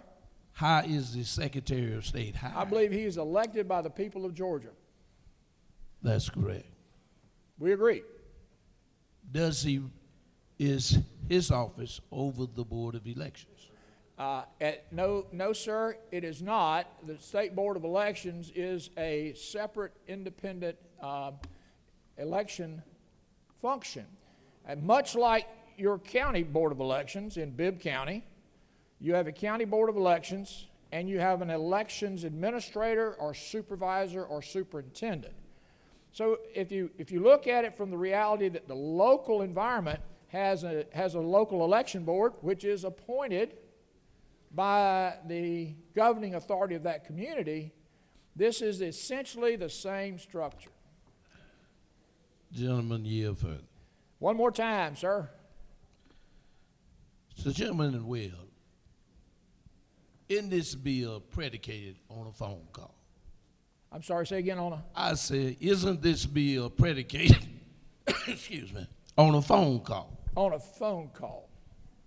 No, sir, there was no phone call to me or to you or to any member of the legislature. It is predicated on the actions of the December 19th State Board of Elections when they could not determine their legal jurisdiction, and also by the letter of January the 11th from a unanimous request from the State Board of Elections. That's what precipitated this bill.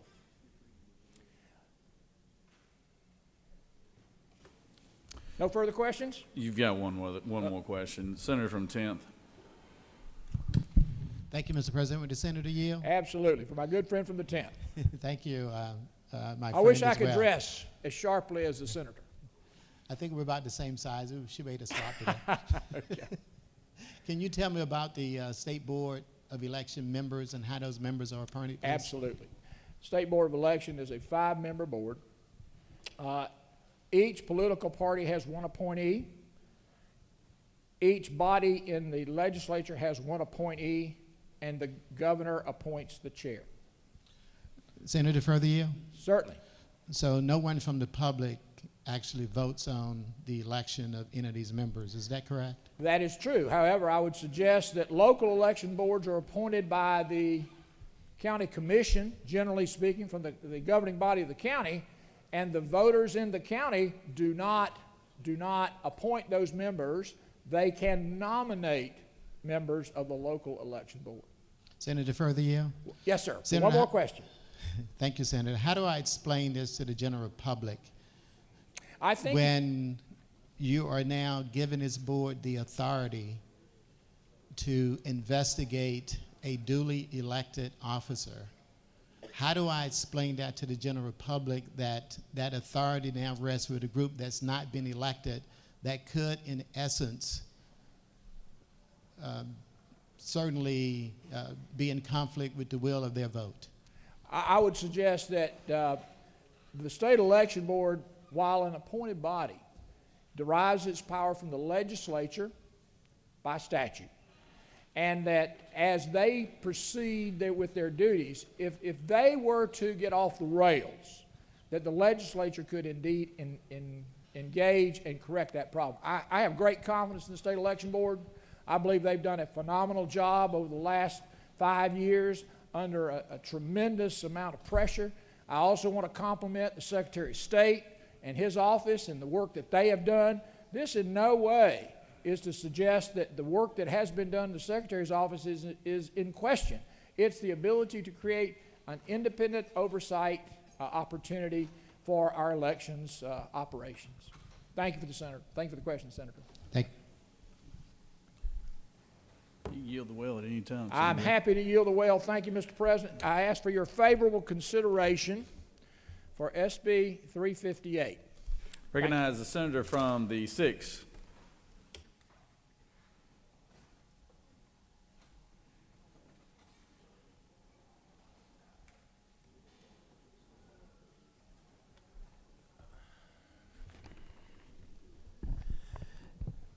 Good morning, colleagues. I rise this morning in opposition to SB 358.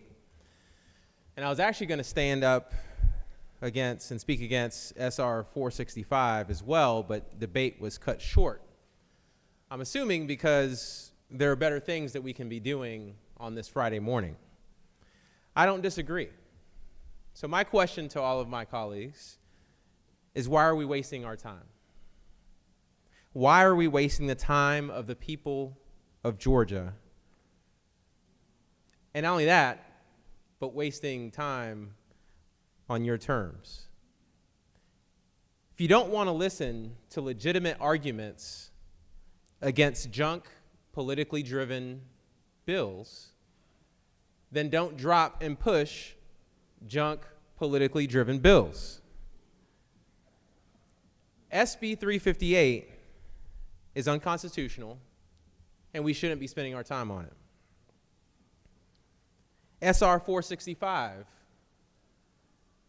is a waste of time, and we should not have been spending our time on it. In fact, we should be probably calling this day, declaring this day to be Distract from Donald Trump being a criminal day, because we are literally spending this morning on bills that address that man versus addressing bills that actually tackle issues that hardworking Georgians are facing each and every day. 60% of our kids, colleagues, are not reading on grade level by 3rd grade? Where is the investigation on that? 500,000 Georgians don't have health insurance, but yet here we are talking about the Secretary of State. Housing in every single one of your districts is getting more and more expensive. But here we are worried about ranked choice voting, all in the name of Donald Trump. Colleagues, I submit to you that we are better than this. For the sake of hardworking Georgians across this state, we must be better than this. I urge us to stay focused on the issues that actually matter. And these issues are not it. I yield the well. Recognize the senator from the 7th.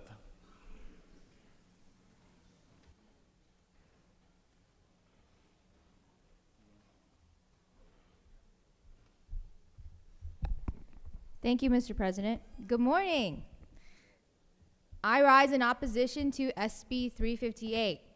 So yesterday, a decision was made to add an election denier to the State Elections Board. And today there's a concerted effort to oust the very person responsible for certifying that election, who by the very letter of our Constitution is entitled to hold that seat. And let's be clear, this isn't just about replacing an official, it's about altering the law itself to suit a political agenda. How can we as Georgians trust in the fairness and impartiality of our electoral process when there's a blatant attempt to stack the deck? When there's a move to sideline someone simply because they stood by the truth? This is the Senate chamber, not an echo chamber for political whims. We have a sacred duty to uphold the integrity of every office, every committee, and every board that represents the state of Georgia. It is our solemn responsibility to ensure that the will of people is not just heard, but honored and respected. We refuse to be part of a system that punishes individuals for their commitment to truth and transparency. Remember, when truth is suppressed, lies take root and flourish. We cannot and will not stand by as the pillars of our democracy are eroded for political gain. To my colleagues across the aisle, I urge you to reconsider the path we are on. The integrity of our elections, the trust of our people, and the very foundations of our democratic principles are at stake. We must rise above partisan politics and ensure that our actions today do not tarnish the legacy of our great state. Thank you, Mr. President. I yield. Senator from the 2nd. My good man from Savannah. Surely you got some good news for us today. Well, thank you, Mr. President. I do have some good news from the minority party. The minority disagrees with the committee's due pass recommendation and therefore disagrees with SB 358. The minority party believes that SB 358 violates the Georgia Constitution by upsetting the separation of powers between the Secretary of State and the State Election Board. The Secretary of State is a constitutional officer and elected by the people of Georgia, and the Constitution gives the Secretary the power to oversee elections and, most importantly, the duty to receive and certify elections under the Georgia Constitution, Article 2, Paragraph 2, and Georgia Constitution, Article 9, subsection 2, B, 2, and G. And on the contrary, the State Election Board was created through statute and is not mentioned in the state constitution. Should this body want the State Election Board to have power, then that means that it should work with the minority party, because that would require a 2/3 majority to enshrine this body in the state constitution. However, this election board was created by statute and is not in the Constitution. Unlike the Secretary of State, the state election board members are not elected. Instead, they're members that are appointed and are political operatives who are politically unaccountable to the people of this state. So it is unprecedented in Georgia law for an unelected board to have oversight and power over an elected constitutional officer. That power rests with the voters of this state, and they have the power to hire and fire each of us. SB 358 is the result of a small group of folks who did not feel that the 2020 election was legitimate, who continue to peddle this narrative about the legitimacy of that election. This bill would further weaponize election deniers in this state by preventing the Secretary of State from certifying the 2024 election if the result does not go their way. For these reasons, we disagree with the committee's recommendation. And in closing, Mr. President, I would say this: to give somebody investigative powers, we have a fine law enforcement agency, and that is the Georgia Bureau of Investigation. And they investigate matters that affect the executive branch as well as the legislative. So, Mr. President, it would behoove us to further grant that law enforcement agency the power and the authority to handle these type of investigations because they're not politically appointed. They are career men and women who serve in law enforcement, and we trust the judgment of law enforcement, and we should trust them to do their job, not the will of those that have been politically appointed that are not accountable to any voters in this state. And so with that, Mr. President, this is the minority's opposition to SB 358, and I will yield the well. I think you have a friendly question there, Senator, but he has yielded. All right, that was the minority report, correct, Senator? No, that was a minority report. So is there objection for the previous question being ordered? Chair hears none. The previous question is ordered. You, Senator from the 23rd, you can close the debate. Author of the bill.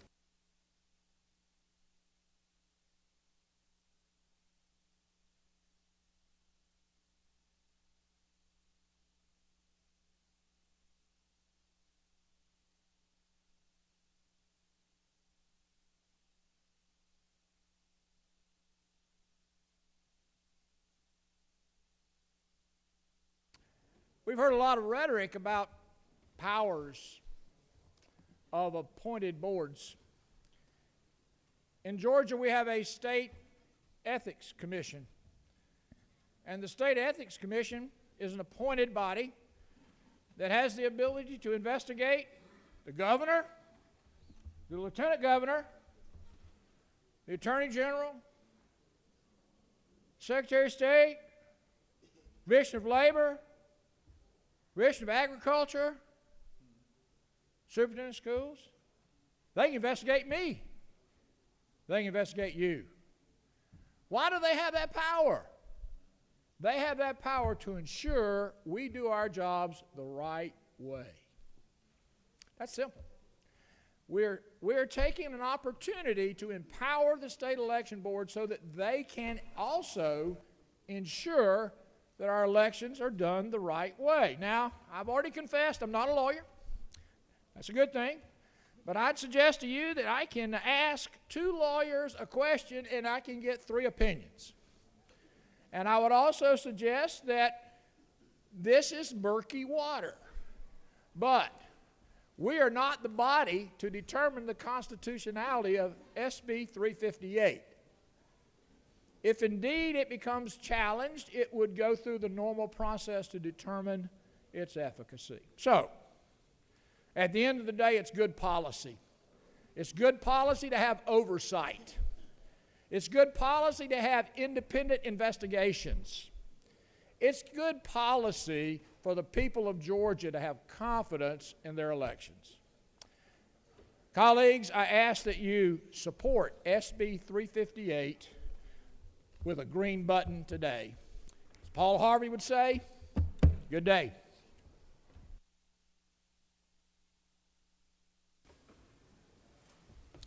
Thank you, Senator. The previous question has been ordered. The question is on the adoption of the committee substitute. Is there objection to the adoption of the committee substitute? Hearing none, the committee substitute is adopted. Is there objection to agreeing to the report of the committee which is favorable to the passage of the bill? Chair hears none, and the report of the committee is agreed to. Is there objection to the main question being ordered? Chair hears none, the main question is ordered. Question is on the passage of the bill by substitute. All those in favor of the bill will vote yea, opposed nay. Secretary will unlock the machine.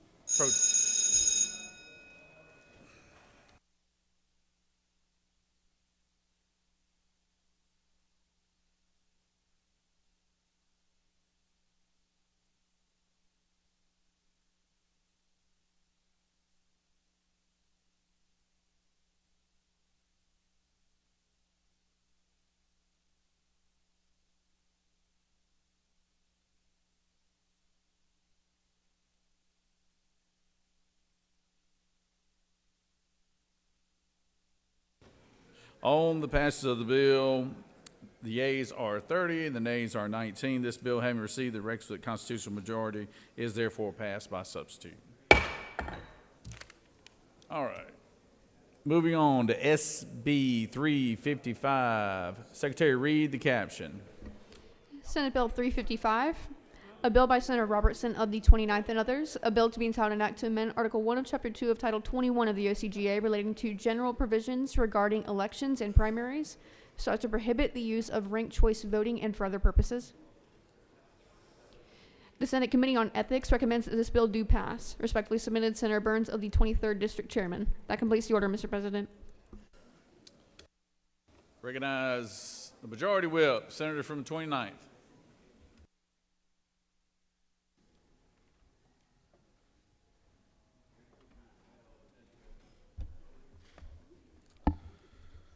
Colleagues, I come before you today with a piece of legislation, and a lot of times when we come to the well, we're hoping to alleviate any confusion somebody may have about a piece of legislation. Well, I'm here to talk about ranked choice voting today. And the purpose of ranked choice voting, in many cases, is to cause confusion. So when I finish, if you're confused, congratulations. We've had some individuals drop legislation across the way in hopes of introducing ranked choice voting into the state of Georgia. And it's something that we certainly don't need in the state of Georgia, even if we continue to have the problems with elections that we've been accused of having in the past. A recent report published by the U.S. Census Bureau confirms what we all knew. Georgia voters are turning out in record numbers.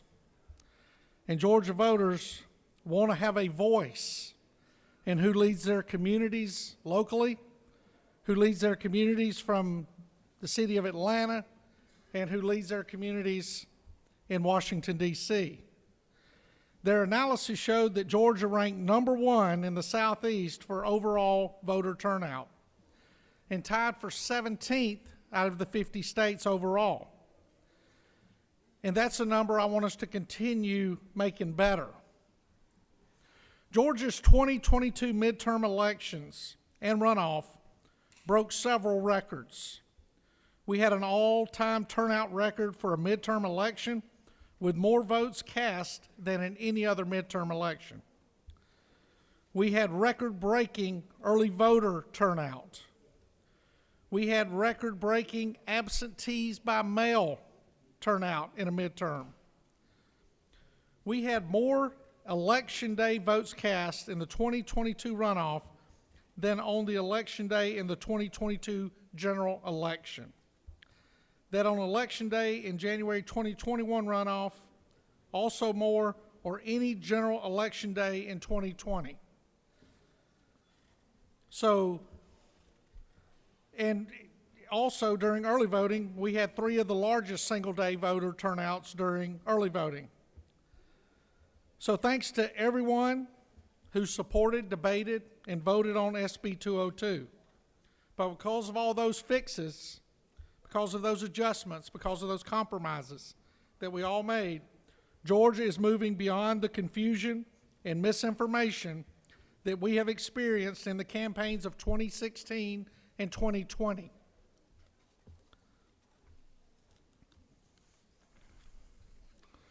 We must aggressively fend off any attempts of anyone attempting to hijack our election software, while also combating those who attempt to reduce voter turnout or confuse our citizens with overcomplicated processes under the guise of saving money. One such idea that has crawled out of the tar pits from yesterday is ranked choice voting, or RCV. Ranked choice voting is nothing new. Ranked choice voting has been around since the early 1900s, where after running a few years, it met the death it should have met, and most communities, all communities in the United States, got rid of ranked choice voting. Well, somewhere in the early 2000s, some politicians who did not like runoffs wanted to bring ranked choice voting back. They gave it all kind of clever names, such as same-day runoffs, all this other good stuff. But the problem with ranked choice voting, the problems with ranked choice voting are many. Number one, the exhausted ballot. If you've never seen a ranked choice voting ballot, then go into your nearest racetrack convenience store, Circle K convenience store, or some convenience store managed and owned by possibly Jones Petroleum, and pick up one of the lottery cards that have all the little bubbles on it. And imagine that is a ballot with all the candidates listed on them. And they want you to pick the candidate you want for office, the person who's canvassed your neighborhood, the person who has sent you mailers, the person who has met you at the local cafe and had coffee, and they want you to rank that person number one. And then they want you to rank their opponent or opponents in whatever order you choose, number 2, 3, 4, 5.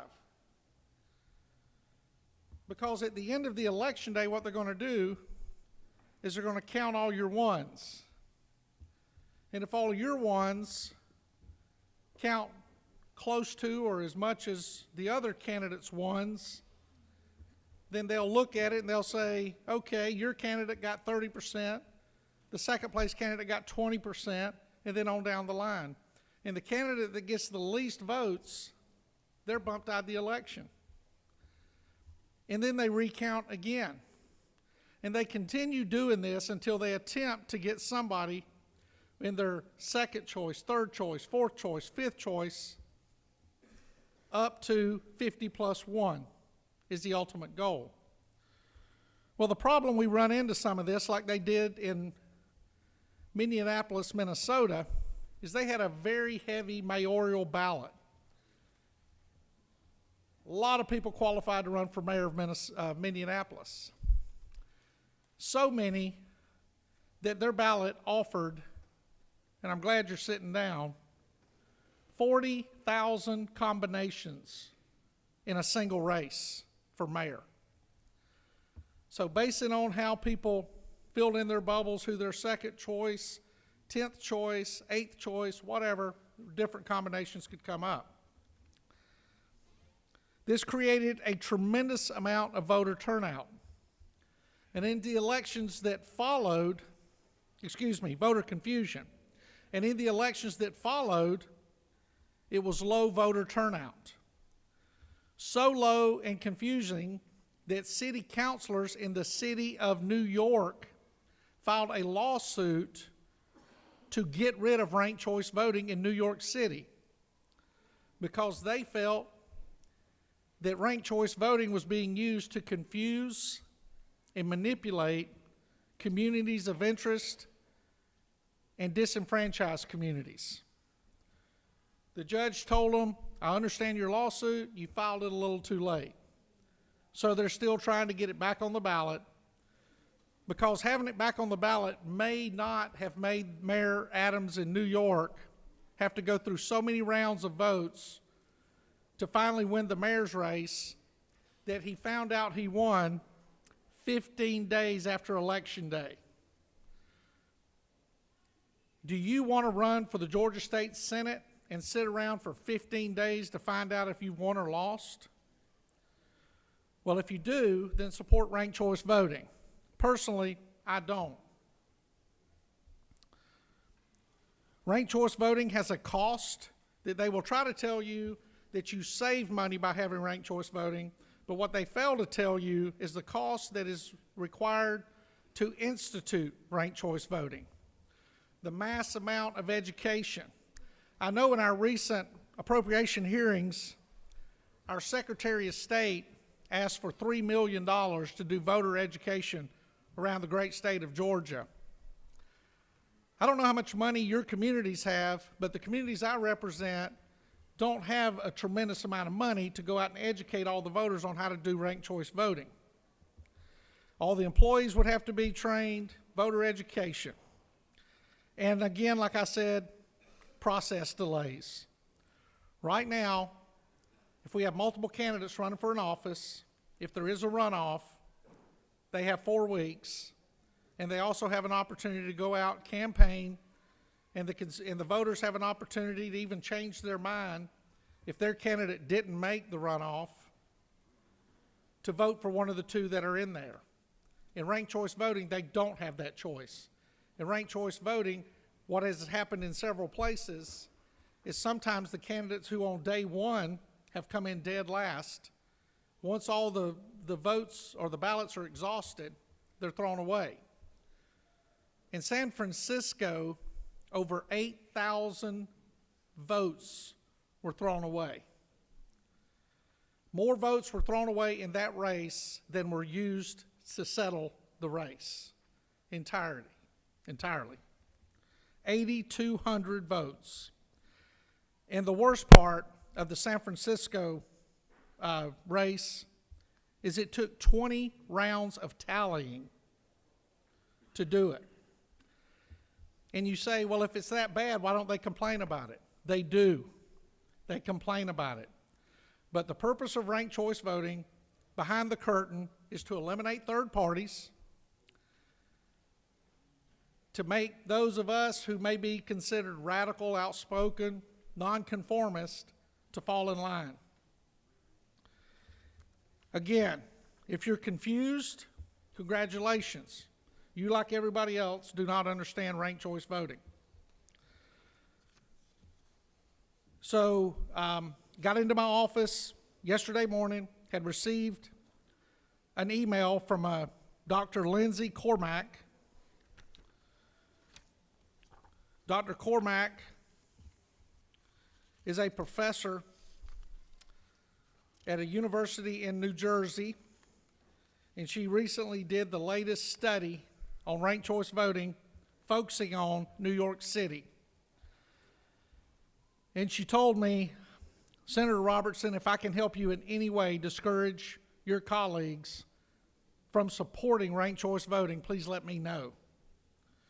I don't know if y'all know this or not, but New Jersey and Georgia are very different.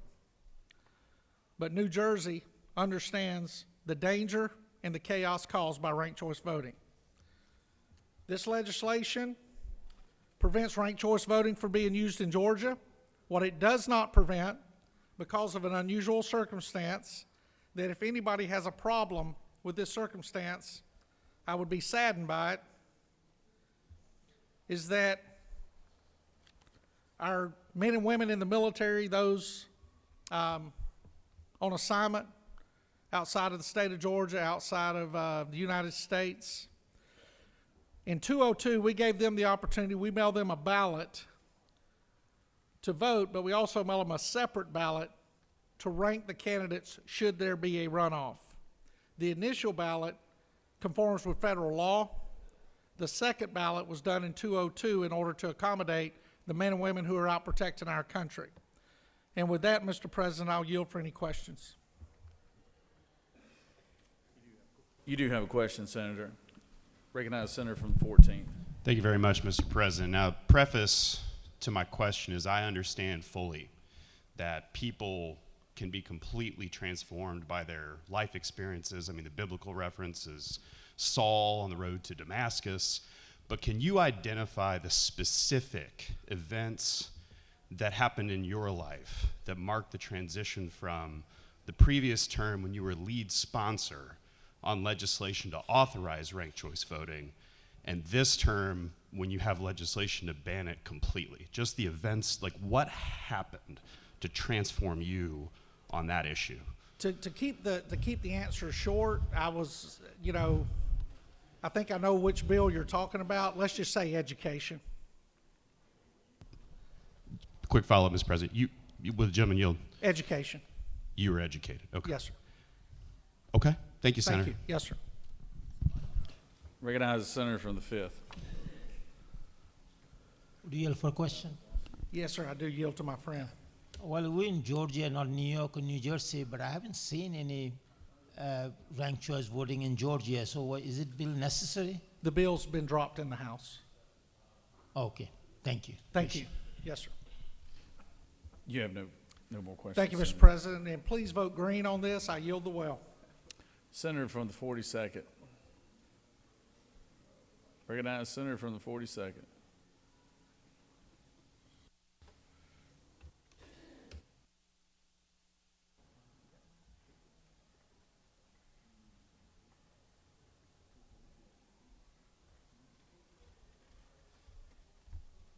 Thank you, Mr. President. This is our third straight bill today that's just playing politics with Georgians. I view SB 355 as the latest part of the disinformation campaign about elections, and therefore another effort to undermine faith in democratic principles and systems. Before we pass any legislation, we should ask ourselves, what is the purpose of the policy under consideration? One key question might be, does this policy banning ranked choice voting support good governance?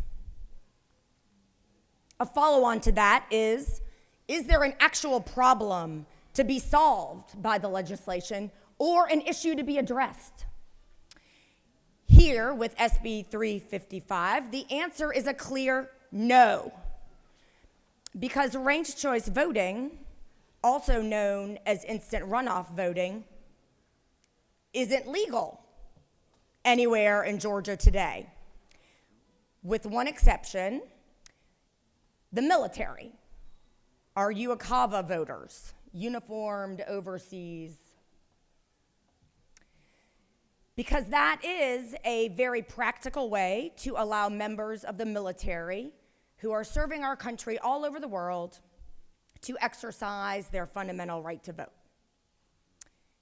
And every Republican in this body voted for SB 202 in 2021, which provided for ranked choice voting for the military and overseas voters.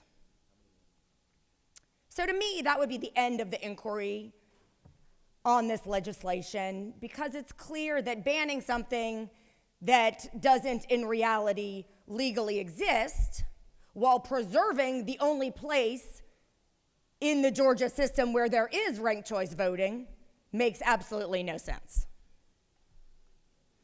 So now I have to ask, why have we come up with this bill? What is the agenda? It smells to me like another attempt to foster conspiracies and undermine democracy, just like the other bills today, which seem to come out of, be born of, like a geyser, the views of an election-denying base that are in service to the former president and his lies and misinformation. But for some reason, y'all keep reinforcing it with them, which creates the monster that can then gobble you up. Let me remind you that election-denying candidates did not fare well in 2022, so poorly so in general that there was a group that was able to quantify the election denier penalty that voters in the general election assigned to candidates across the country for being election deniers. I'm putting this, even though it's more tangentially related, in the same category, because it still is coming out of misinformation and views that are erroneous that have captivated certain segments of the Republican base. Now, for some practical election administration nuts and bolts. Georgia is the only state in the nation that requires runoffs after both primary and general elections where no candidate wins a majority. 58% of Georgians want to eliminate runoffs. The 2020 Senate runoffs cost Georgia taxpayers $75 million. You know, we've been debating sports betting for a long time in here. The amount of money under the different theories that we may or may not get for pre-K, some of those rates ain't much higher than 75 million. This is real money. Ranked choice voting avoids the decline in participation that occurs in most runoff elections. Ranked choice voting discourages negative campaigning. Studies have analyzed voter perceptions of campaign tone and have consistently found that voters in ranked choice voting jurisdictions report less negative campaigning than those in non-ranked choice voting jurisdictions. Candidates themselves report greater civility in such elections, and this is because each candidate must reach and attract a broader subset of the electorate, balancing efforts to win the most first choice votes while not alienating other candidate supporters who might list them as a second or third choice. Ranked choice voting has been found to increase voter participation. One study from 2016 found that ranked choice voting in general elections is associated with a nearly 10-point increase in voter turnout when compared to the local primary and runoff elections they replace. So they save time, they save money, more citizens actually participate because there's such a drop-off in voters coming back out. There's a reason we're the only state that has this runoff system. So because there's more participation, it's more democratic and can elect candidates that better reflect the views of the broad majority and middle of the electorate. And I think that therein might hold one of the clues as to why some groups don't like it. They don't want the views of the broad middle of the electorate, which are anti-election denial, for example, to be the ones that carry the day when people win elections, because they would rather have their fever dream candidate that's mired in all kinds of alternative reality win the election, because that's what apparently they themselves believe against all evidence. So these practical, money-saving, good government, efficient, democratic principles that ranked choice voting can provide a boost for is one of the types of reforms that could be considered by the General Assembly to elevate ease of election administration and democratic participation.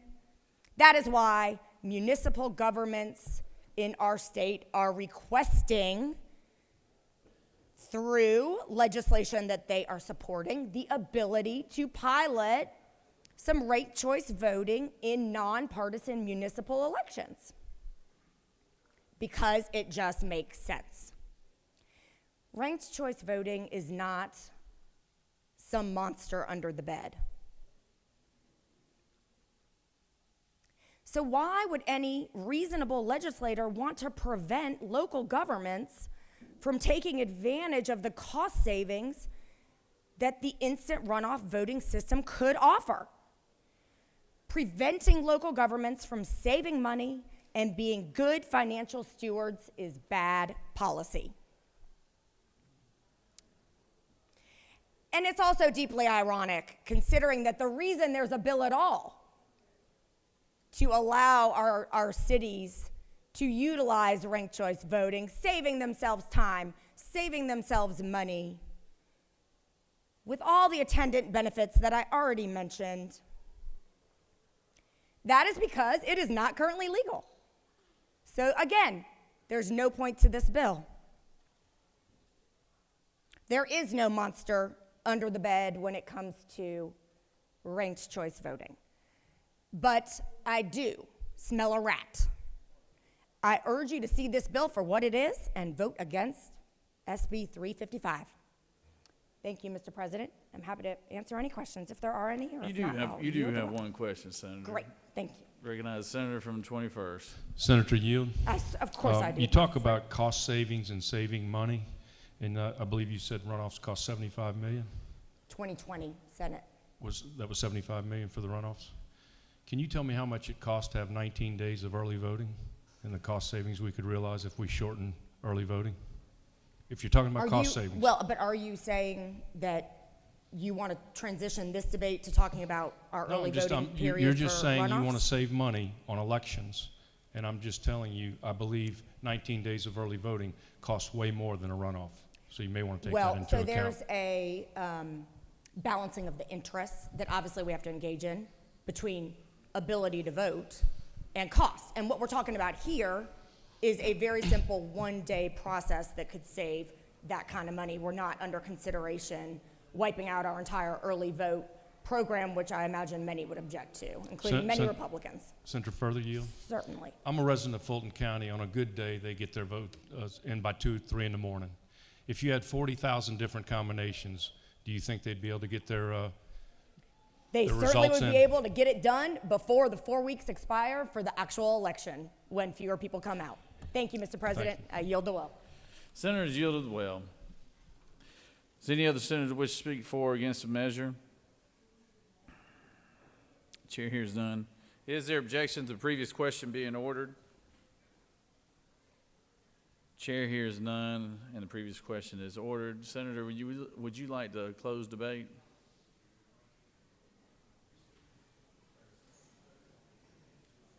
Remember the 5 B's to a good speech. Colleagues, I'll be brief. Everything I told you is absolutely true. You read the study from New York City and you find out who was disenfranchised by ranked choice voting. It was not the individuals living in the suburbs that were disenfranchised. It was not those living in the high-rise apartments that were disenfranchised. The study done in New York City by people that care about New York City will tell you who was disenfranchised. If you want to put confusion in Georgia elections, if you want to make Georgia elections more expensive, the senator referred to a study done by Kennesaw State that focused on one of the most expensive runoffs that anybody's ever had. That's disingenuous. Let's compare apples to apples. Ranked choice voting is a way to manipulate elections so that individuals who want to vote for their person are disenfranchised from being able to do it. Do the research. Vote green. Thank you, Mr. President. I yield the well. Senators yield the well. Is there objection to agreeing to the report of the committee which is favorable to the passage of the bill? Chair hears none. The report of the committee is agreed to. Is there objection to the main question being ordered? Chair hears none. The main question is ordered. The question is on the passage of the bill. All those in favor of the bill vote yea. All opposed vote nay. Secretary, unlock the machine.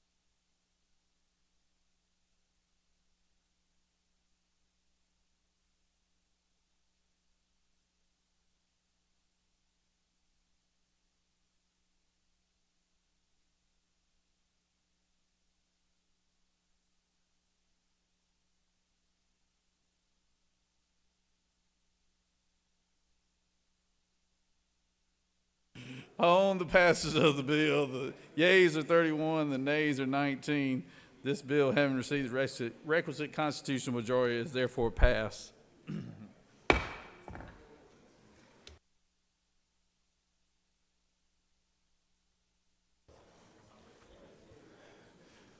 I hate to say this will be a quick one, because who knows? SR 158. Secretary, read the caption. Senate Resolution 158, a resolution by Senator Anna Vitarte of the 31st and others, a resolution designating the Northwest Georgia Logistics Corridor as an official logistics growth corridor in Georgia and for other purposes. The Senate Committee on Transportation recommends that this bill do pass. Respectfully submitted, Senator Dolezal of the 27th District Chairman. That completes the order, Mr. President.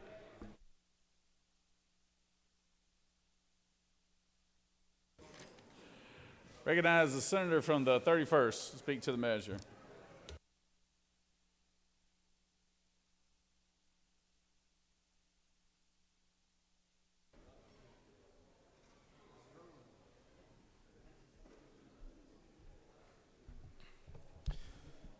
I think it's afternoon. Oh, well, it's still good morning. Thank you, Mr. President. Briefly, this resolution basically creates the Northwest Georgia Logistics Corridor.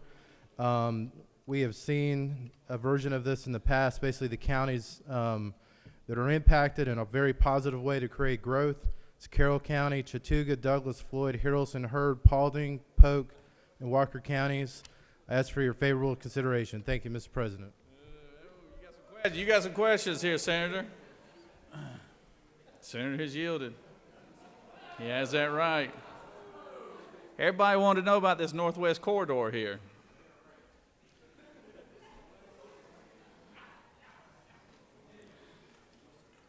Did any other senator wish to speak for or against the measure? Senator from the 14th.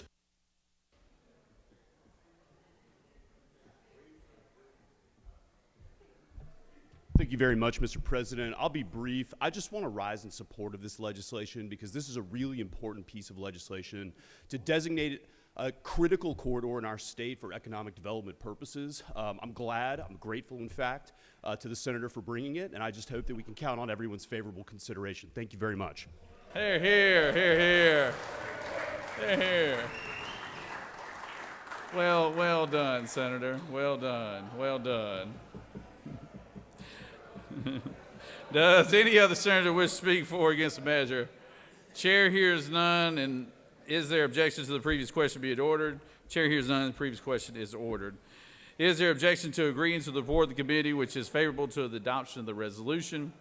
Chair hears none, the report of the committee is agreed to. Is there objection to the main question being ordered? Chair hears none, the main question is ordered. Question is on the adoption of the resolution. All those in favor of the resolution will vote yea. All those opposed, nay. Secretary, unlock the machine.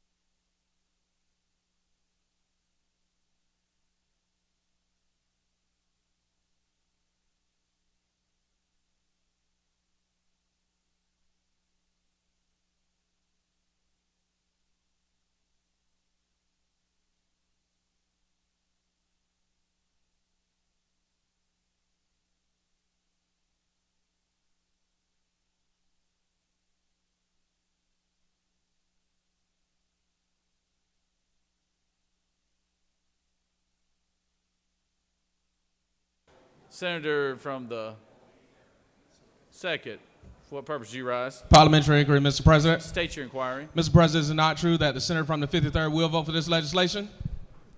Senator knows of what he speaks.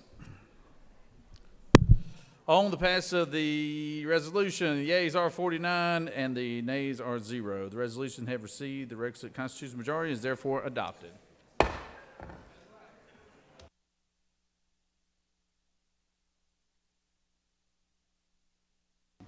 Recognize the majority leader for a motion.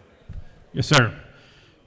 Mr. President, I move that the Senate stand adjourned pursuant to H.R. 779 until 10 o'clock a.m. Monday, January 29th. The majority leader has moved. Secretary, read the announcements. The Rules Committee will meet immediately upon adjournment in room 450 today, and all other committee meetings have been canceled. That completes the order, Mr. President. All right, the majority leader has moved. All those in favor of the motion will say aye. All those opposed, no. The ayes clearly have it. We're adjourned.